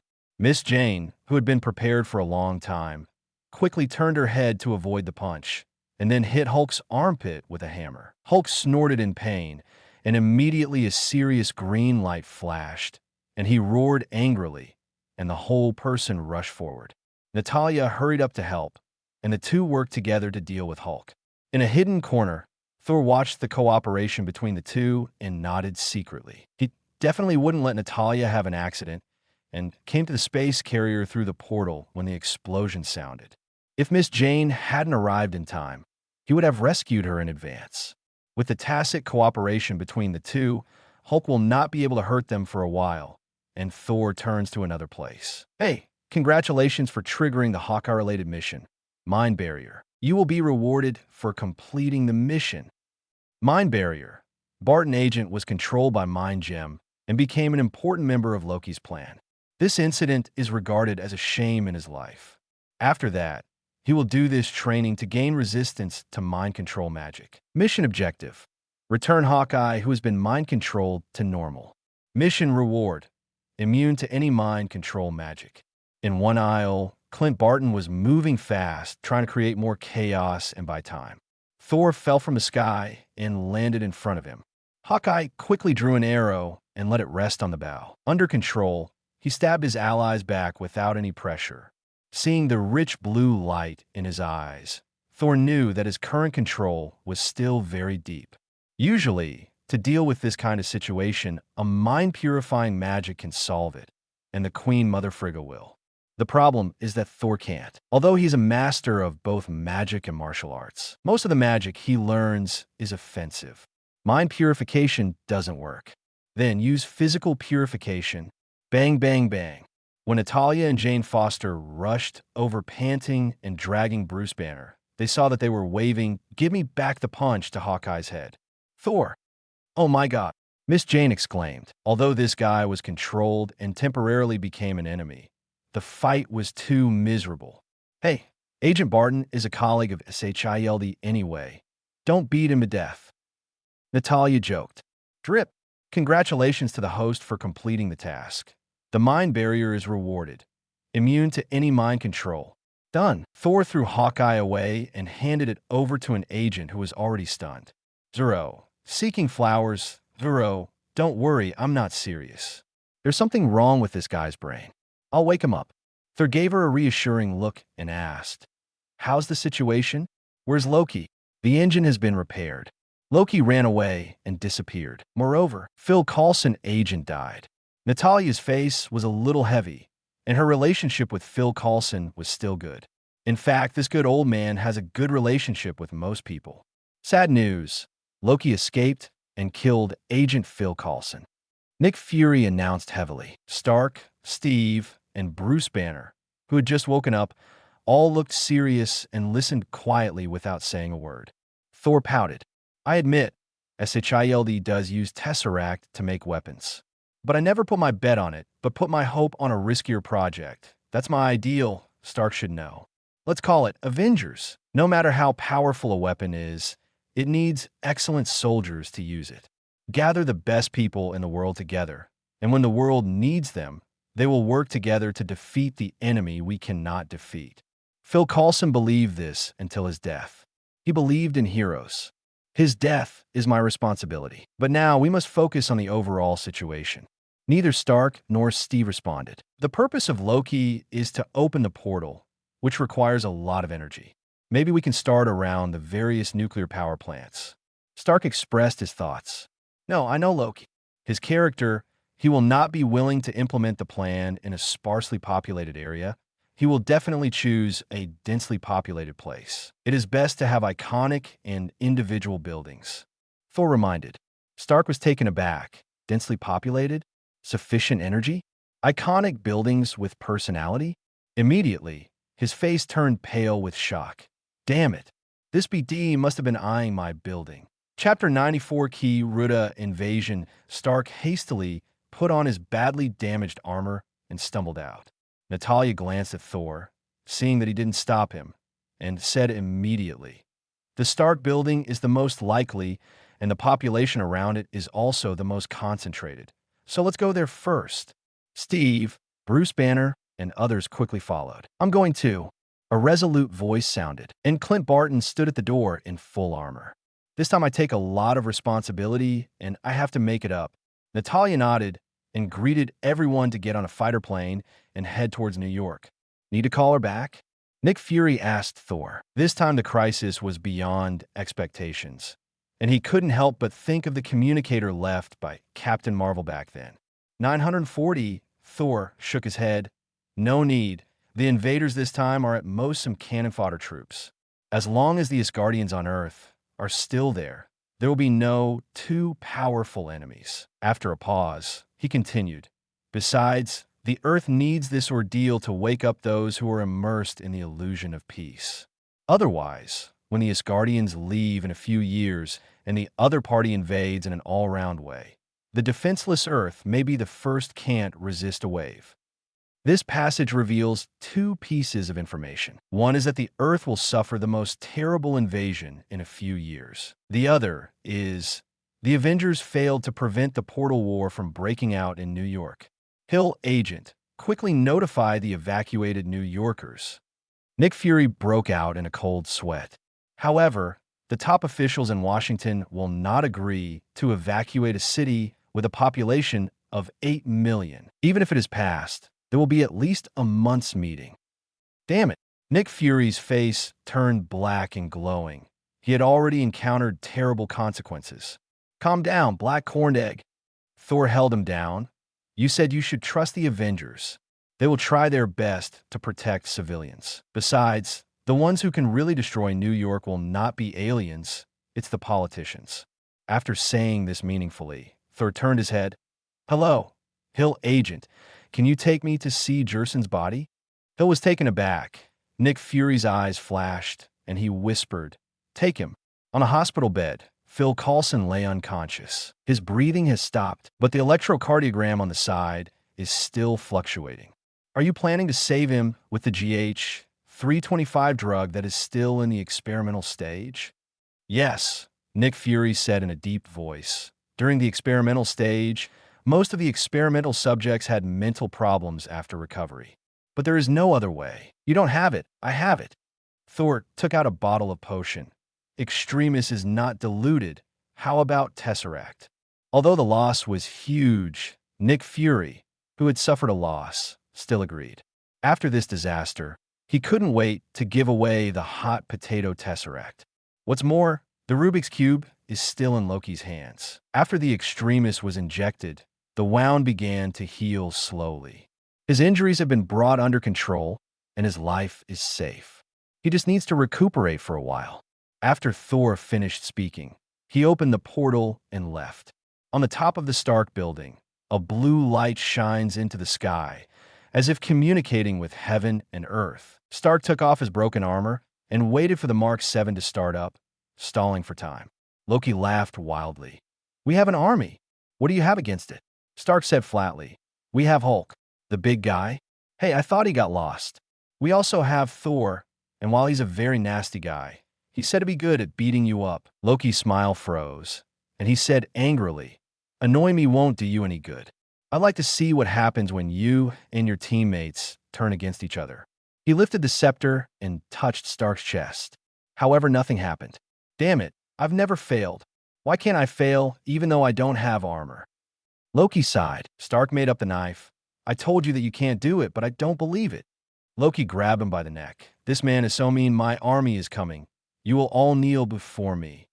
He threw down the building. At this moment, the Mark 7 was finally launched, flew out quickly, and caught Tony. At the same time, at the end of the beam of light in the sky, a pitch-black hole was getting bigger and bigger, and hideous alien creatures swooped down in planes they had never seen before. It's amazing, it's a sci-fi blockbuster.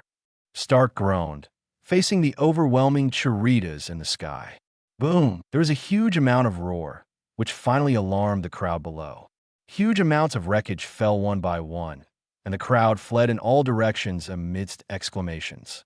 Damn it, it's too late after all. The war has already started. Steve sighed and shouted, Jane, Natalia, you go to support Stark, Banner, and Clint help evacuate the people. The crowd dispersed, and he pointed to a group of stunned policemen. This is not an enemy you can fight against.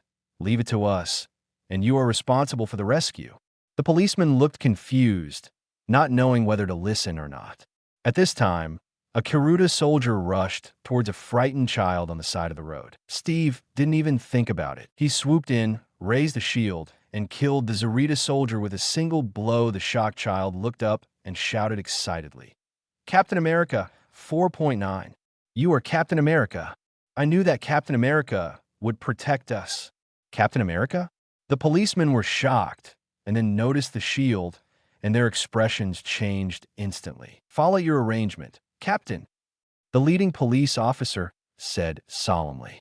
In a remote corner, Bruce Banner and a group of people were blocked in the alley by a group of Kirita biochemical soldiers.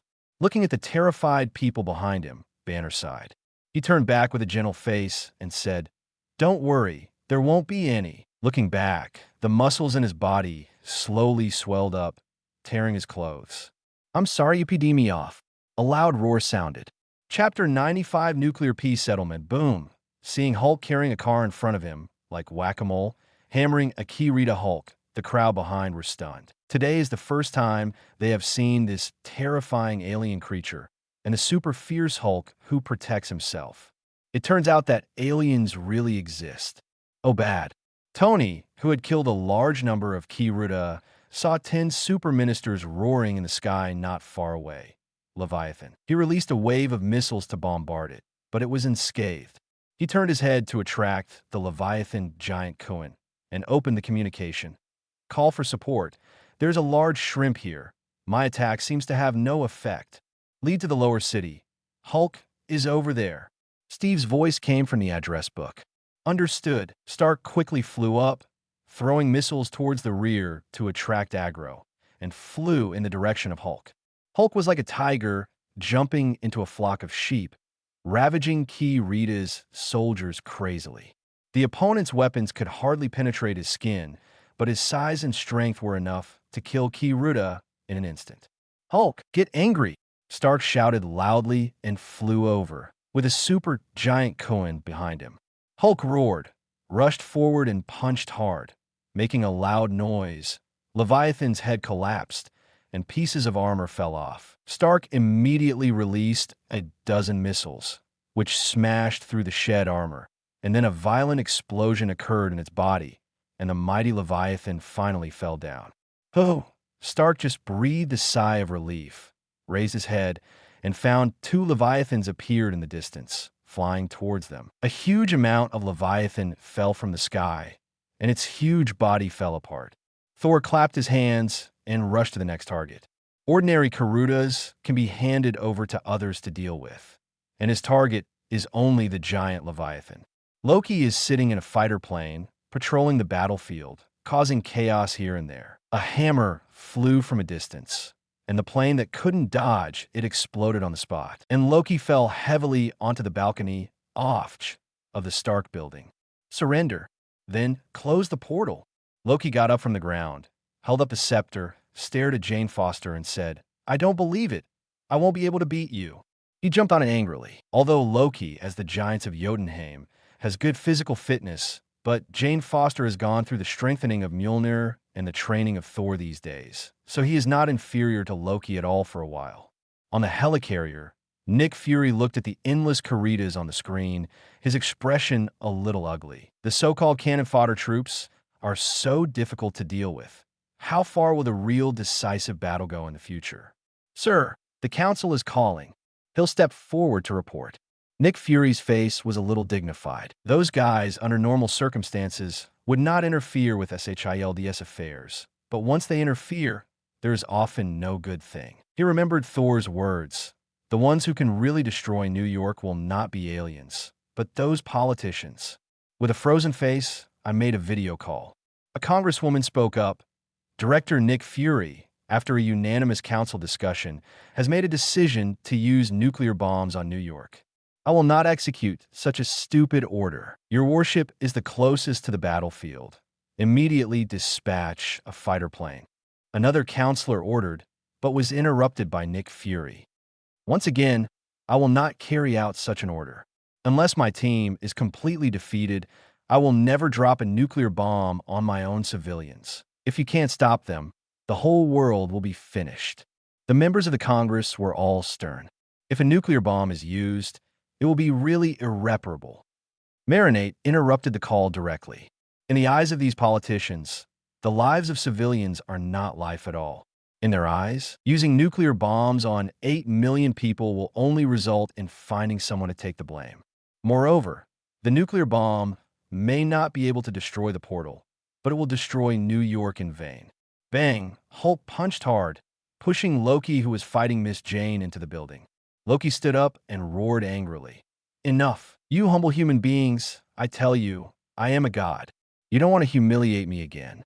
Before he finished speaking, Hulk, who was already impatient, grabbed one of his legs and started beating him to death on the ground, 3 times to the left and 3 times to the right, twisting his neck and buttocks after a brutal ravage. Hulk threw Loki on the ground contentedly and took a sip. Weak chicken god. Loki lay on the ground with a face full of lovelessness, the blue light in his eyes slowly dissipating. It seems that the brain has been beaten. There are more and more Cheerita legions in the sky, seemingly endless. Numerous Karuta soldiers, flying fighter planes fired wildly at all places. Even if it is as strong as Hulk, there is nothing to do. Natalia, you need to touch the Rubik's Cube with this scepter to close the portal. I will cover you and tear a hole for you. Thor shouted to Natalia beside him. A huge amount of lightning scattered countless branches in the sky and wiped out the Kiruta fighter in a short time, and the pressure on the Avengers was relieved. Natalia picked up the scepter and quickly ran to the roof. Thor closed his eyes, and after brewing for a few seconds, a thunderbolt several hundred meters thick and the most powerful in history focused in the air to a thickness of a few centimeters before hitting the Tesseract's barrier. Boom! Amidst the loud noise, a crack that was only as wide as one person appeared in the impenetrable barrier, and it shrank rapidly. Natalia rolled over, jumped into the barrier, lifted the scepter, and was about to put it on the Tesseract. Wait! Stark yelled anxiously. There are more and more enemies. The later you close the portal, the greater the loss. Captain America reminded. I know, but I have a nuclear bomb here. If it explodes in New York, the whole New York will be over. Stark carried the nuclear bomb and rushed over without hesitation. Chapter 96. Rubik's Cube in hand a few minutes ago. The flight crew on the space carrier received a message. Commander Fury has been deprived of authority, acting as an Order 7A11. 7A11 has been confirmed and is ready to take off. Sir, there is an abnormality on the deck. A plane took off illegally. Maria Hill looked anxious. She guessed the reason for the plane to take off and shouted into the communicator. The takeoff has not been approved. Stop immediately. Attention everyone, stop that plane. Nick Fury knew that the council had bypassed him and gave the order, and he took a bazooka and rushed up to the deck, and the Japanese cannon hit the wing. Just when he breathed a sigh of relief, another plane rushed off the runway and took off, and there was no time to stop it. Nick Fury threw the rocket launcher in his hand angrily, and picked up the communicator. "Stark, can you hear me? A plane carrying a nuclear bomb is flying towards New York, and it will arrive in about 3 minutes." Stark was shocked. New York is in chaos now. Once the nuclear bomb explodes, it will at least cause millions of deaths and injuries. He didn't care about entanglement with the miscellaneous soldiers, input all the energy into the propeller, and met the nuclear bomb flying in the distance. Damn it, those idiots in the council actually dropped nuclear bombs on their own people. Natalia couldn't help but cursed. "Leave it to me. I have experience in space." Thor knows that it is very risky for Stark to send a nuclear bomb into the portal. Although the original work is successful, no one can guarantee that he will come back alive this time. He pushed Stark away, took the nuke, and rushed towards the portal. "Natalia, close the portal immediately." Natalia was stunned for a moment, then shouted in random horror, "No, I'll wait for you to come back." "Idiot, the nuclear bomb can't hurt me, and I can use space magic, so I can come back immediately no matter where I am. Shut down immediately to prevent nuclear shock and radiation from affecting the city." "Believe your highness, he once fought his way through my father's headquarters." Xing Yun, who arrived at an unknown time, said. "She's the one who knows Thor's strength best, and the person who can make a big fuss in Holy Place now. And walk away is definitely not something that a nuclear bomb or a mere Karita can handle." Natalia gritted her teeth and shouted, "Come back alive." Then she ruthlessly hit the authority on the Rubik's Cube. There was a loud noise in the sky, and huge amounts of the portal began to slowly close. Thor rushed through the portal and disappeared into the air. After a few seconds, the portal completely disappeared. Carrying the nuclear bomb, he rushed to the Chirita mothership, stopped at the front, and sneered at the terrified Zarita commander in the cabin behind the glass. "Thank Thanos for sending me the mind gem." "Oh, you have no chance." A bolt of lightning shattered the glass of the cabin and sent the nuclear bomb in. A golden halo appeared behind him, and the whole person disappeared into it. On Earth, the members of the Avengers are fighting to resist the constantly steady Ki-Rita army. In addition to the Avengers team, Nebula, Minerva, War Machine Rhodes, Falcon, Sam Wilson, and others have all joined the battlefield, and the situation is precarious. Suddenly, the Leviathan giant Kuin in the air seemed to lose control in an instant and fell heavily. At the same time, Ki-Rita soldiers also fell one by one. "No, Thor hasn't come back yet," Natalia exclaimed suddenly, and everyone else became nervous. "Damn it, I should have gone." Stark stamped his feet, and Steve and the others also had complex expressions. "I'm going to ask, who launched the nuclear bomb?" Natalia had a murderous look on her face, and Black Widow's aura was fully revealed. "Wait a minute, Mjolnir told me that Thor is fine." Miss Jane stopped Natalia. As old partners for thousands of years, there's a connection between them. The Avengers breathed a sigh of relief. Nick Fury on the helicarrier was also relieved to see the nuclear bomb sent into the portal, and the Karita fell. He secretly made up his mind that these cold-blooded politicians must not let the Avengers be controlled, otherwise it will only bring greater disaster. "I like a glass of wine, if I may."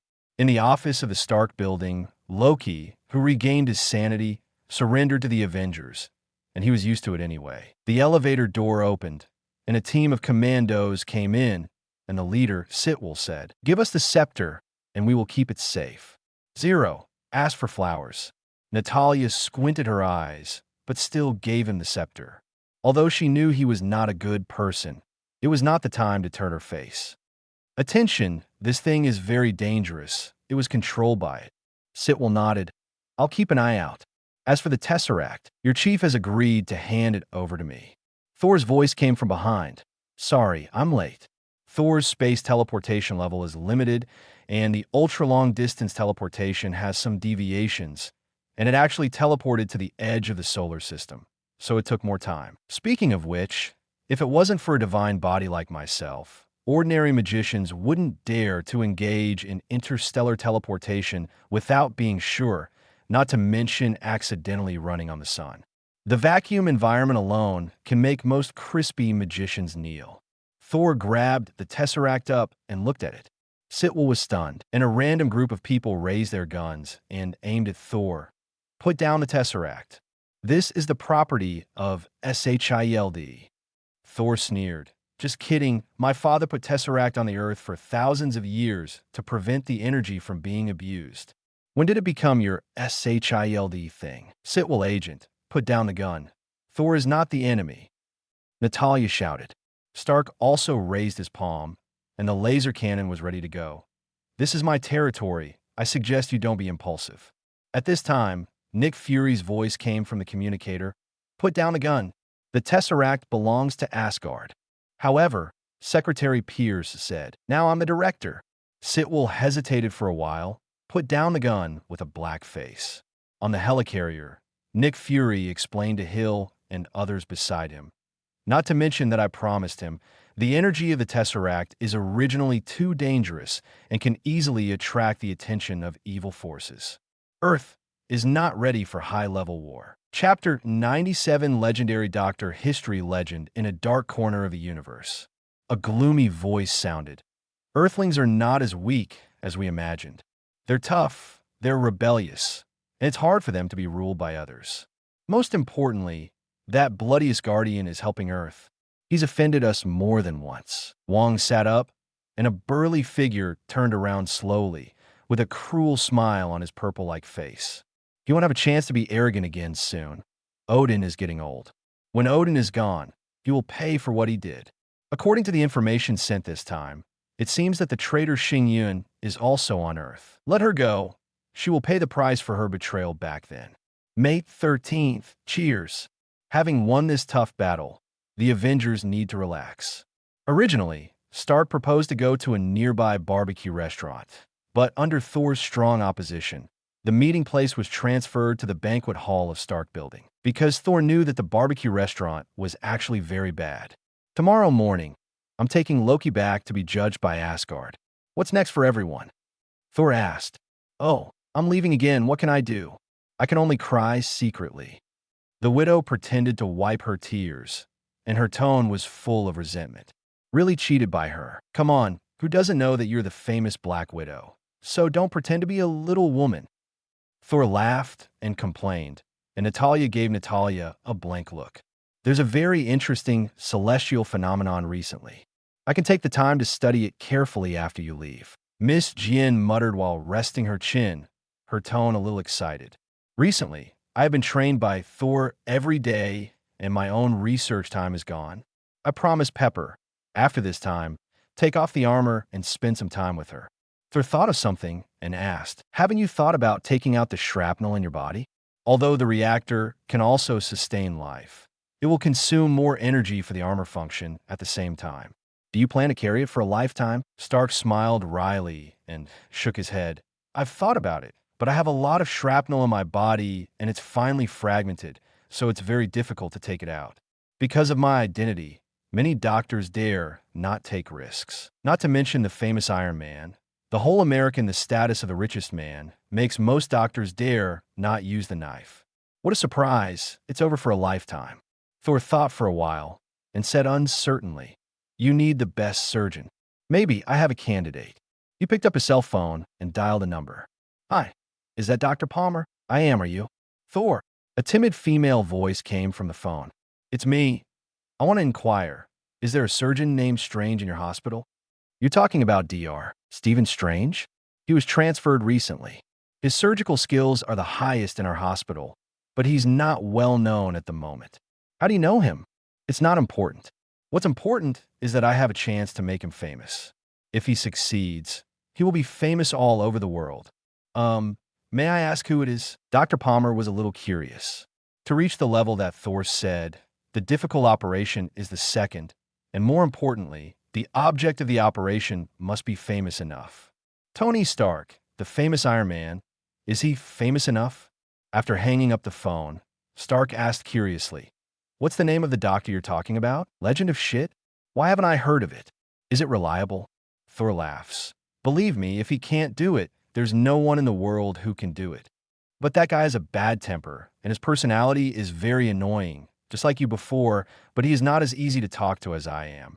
Thor added, no, when did I lose my temper? And are you sure you were easy to talk to? When Jane Foster was in a coma, she had gone to that Dr. Palmer.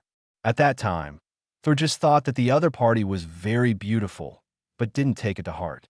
Later, when the other party left, he handed him a business card, and Thor saw his full name, Christine Palmer. The name may not be very famous, but she is a very good colleague, Stephen Strange, a good boy who watched 14 million movies without spoilers, and a magician who made himself drink unlimited beer, Bald Kang's appointed successor, the famous Doctor Strange. Leaving aside the future path of magic, sure, Chuanki's medical attainments are no worse than magic abilities. Even War Machine Rhodes, who suffered a burst fracture of his thoracic vertebrae in the future due to the flame out of his armor, is just a mere human in his eyes. It's a trivial surgery. In the middle of the night, everyone who is full of wine and food turned on the TV and watched today's news.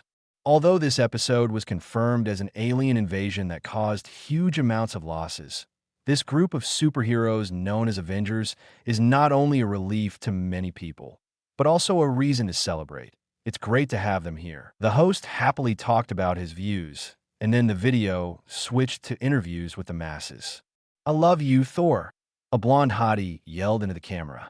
Thor's expression was a bit embarrassing, and he whispered, "I'm not a casual person."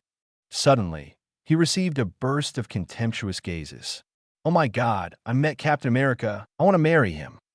Steve was also embarrassed. His true love is Bucky. 1.8 inch, do you know? At that time, we were all desperate. A Hulk appeared at the critical moment. Oh my God, he is so handsome when he fights monsters, full of violent aesthetics. I always thought it was a monster before. I for mine apologies for the misunderstanding. The Hulk is a hero. Bruce Banner froze for a moment. He clearly felt the Hulk in his body excited. These so-called superheroes are responsible for the damage this city has suffered. They caused it, but what about their people? They pat their butts and walk away. I suggest that they be put on trial. A congressman's sharp speech attracted everyone's attention. Stark and Steve fell silent. A gleam flashed in Thor's eyes. Chapter 98 warning. Yeah, I always feel that these so-called heroes are unreliable, and it's best to supervise them. I don't want to pin our safety on the character and morality of a few people, another middle-aged man with a big belly said, which seemed to have aroused a lot of sympathy. This person should also be a little famous. Natalia, look up the names of the congressman and the fat man, as well as other basic information. Everyone present was startled. Steve quickly dissuaded him. Thor, don't be impulsive. Yeah, there are more than 300 million people in the United States, and there are not a few idiots. Do you think you are living in heaven? Thor smiled and shook his head, indicating that they don't have to worry. What are you thinking? I'll just put this guy on the blacklist. If there is any world crisis in the future, I don't need to worry about these guys and their families. Then he sneered. Anyway, they don't believe in the Avengers, so go ahead and trust the politicians who threw nuclear bombs at them. Everyone breathed a sigh of relief. Only Thor looked a little playful, and there were more than a few idiots. This idiot congressman deliberately planted hidden dangers for Avengers and deliberately incited the emotions of the public. It was obviously used as a gun for some people. The biggest characteristic of this kind of disgusting fly is that it is submissive to aliens, but it strikes hard at superheroes. Are you leaving tomorrow? It won't be decades, will it? I won't play with you anymore. Peggy Carter joked. Definitely not. If you're worried, you can go back with me. Forget it, I'm not ready yet. Peggy shook her head. By the way, do you need me for anything? I can't find you if I have nothing to do. Thor asked doubtfully. If it's okay, you will go directly to the manor. Well, this reason is really strong. Only then did Thor seriously say, have you met any particularly powerful hackers in SHIELD for so many years? Definitely, you must be absolutely trustworthy. Many people in SHIELD are not the same as us. Peggy Carter's face became serious. There is one hacker who is the most powerful and absolutely trustworthy. More than 20 years ago, a member of SHIELD accidentally rescued a baby while performing a mission. I originally planned to send her to an orphanage, but I found that this child was a little different, so I adopted her. You know, a lonely woman always wants company. Peggy Carter gave Thor a look and continued. Later, I found out that she has a terrifying ability in computers, so I specially asked the Agent Academy to train in this area. Although she is young, but the ability in hacking, I dare to say that there are few in this world who can compare to her. Currently, she belongs to S.H.I.E.L.D. Oh yes, she has always admired you. Speaking of this, Peggy Carter was a little bored. As a legendary hero of World War II, Thor originally had a terrifying popularity. The return of the king in recent incidents has made him the idol of many young people. Especially when Skye was a child, he often told her the story of Captain Black, which caused him to become Thor's fangirl since childhood. It's such a sad story. My God, are you Captain Black? No, it should be His Royal Highness Thor. Great, I finally see you. Late at night, in the living room of an apartment, a half-race beauty looked at Thor excitedly, her eyes full of little stars. Thor is a little confused. How is this vibe girl different from the imagined one? Skye continued, "You know what? You're so handsome today. Oh, you're a savior." Stop. Thor couldn't bear her enthusiasm and quickly got to the point. "I need the help of an excellent hacker, and the kind that I can trust completely. Can you?" Skye patted his chest. "The best hacker on Earth is right in front of you. As for trust, do you think I'm someone who will betray you?" She went up and grabbed one of Thor's arms with both hands, shaking, and a hint of cunning flashed in her eyes. "I am not worried that you will betray me, but I am worried that you will make me make mistakes." Thor slandered. Thor pushed her hand away calmly and whispered something in her ear. Skye looked a little shocked, but she nodded anyway. Early the next morning, Thor took Loki back to God's domain. Stark was so bored that he turned on the TV and watched the news reports. Last night, he inquired about Dr. Strange. He is indeed an excellent surgeon. After making an appointment, he will be able to perform the operation this afternoon based on his relationship. Suddenly, the screen flickered and the original normal report switched to another screen. All kinds of documents and materials. Is this bribery, gangster collusion, unknown assets, various criminal records? Stark muttered, "This revenge is too cruel." At the same time, all viewers watching this TV station have seen this content. Several mainstream newspapers received a thick stack of materials in the middle of the night yesterday, all of which were the black history of a high-level congressman, and today's 010 made it into the headlines. The FBI dispatched on the same day, invited him to drink tea, and froze all his property at the same time, and his family members could not escape. In the case of overwhelming evidence, even the big boss behind it dare not reach out. In the eyes of many people, this guy is a victim of political struggle, and his life is finished.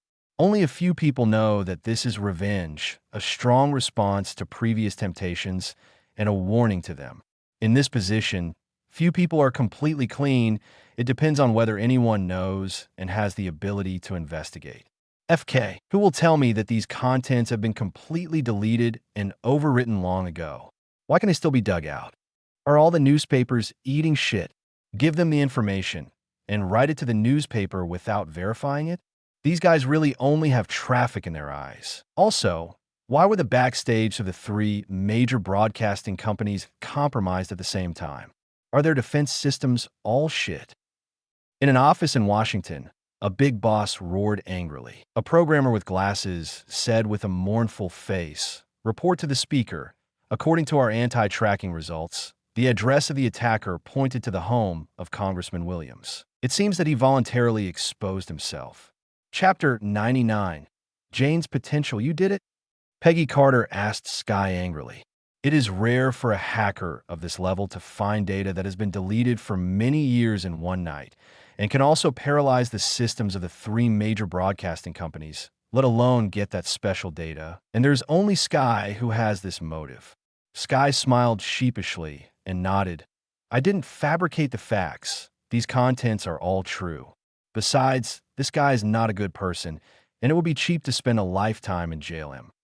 Peggy's expression became serious. It's no big deal to bring down a congressman who was originally problematic. But have you thought about the other information? Once released, it will cause turmoil in the world. Skye shrugged. It's not time to make it public. He said he hoped to never use it. Then when will it be made public? Sky coughed lightly. The following is a paraphrase of His Highness Thor's original words. He raised his voice in the tone of Rubik's Cube Thor. Politicians will always only consider their own interests. Just like SHIELD, they will reach out to superheroes sooner or later. This time it is just a temptation.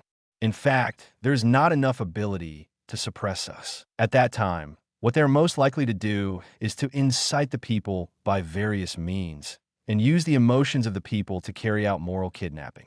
On that day, I will tear off their disguise and let everyone see their faces clearly. Do you understand yet?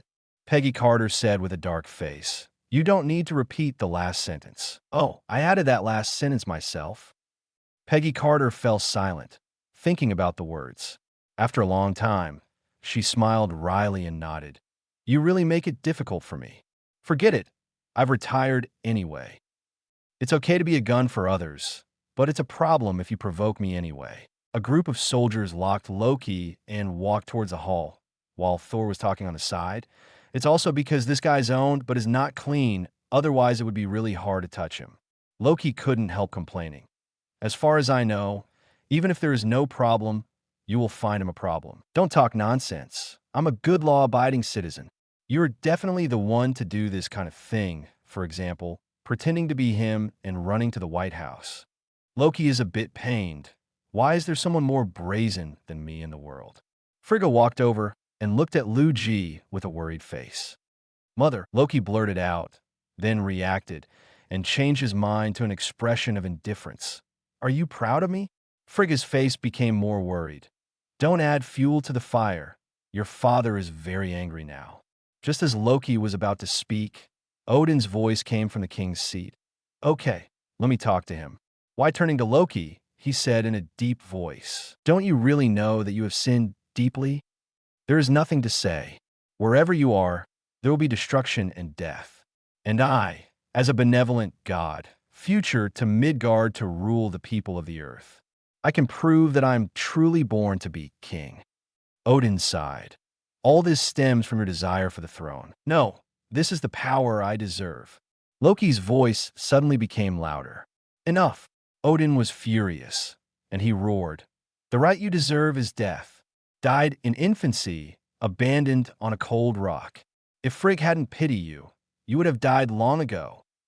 Since this is the case, you will give me death now. No, you will never see Frigga again. I will let you stay in dungeon forever. And Thor, he shall be king. Odin waved his hand, and the guards took him down. On the balcony, Thor overlooked everything that was bustling below. When the disaster strikes a few years later, if you can't resist the past, all this will disappear. Can you tell me about her?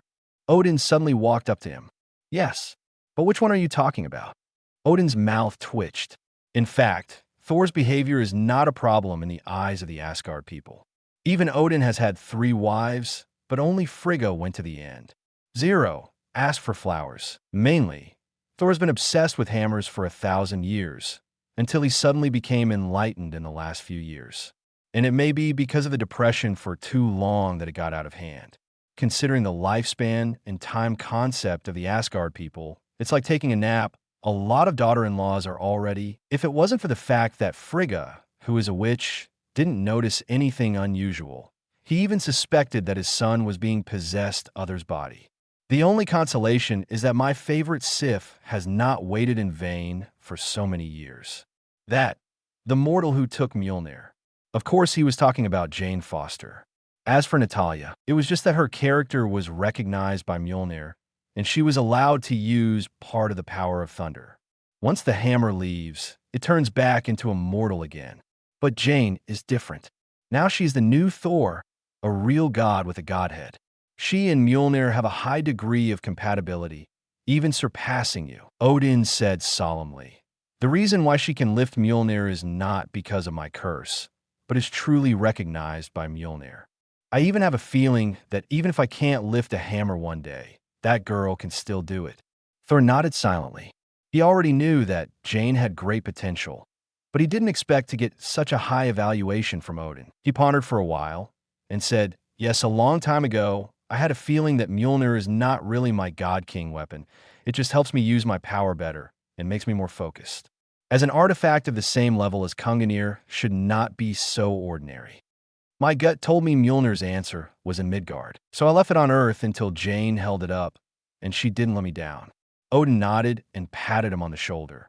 Although I don't want the future God King to fall in love with a human being, I have to say that you have a good eye.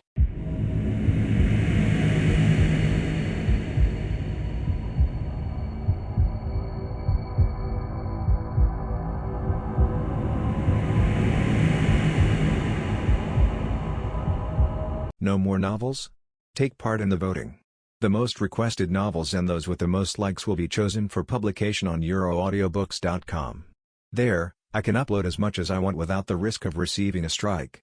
Our 18 novels and other content that exceed what is morally acceptable are only published on Patreon or the free novels page. Remember, the site is funded by donations on Ko-fi and Patreon memberships.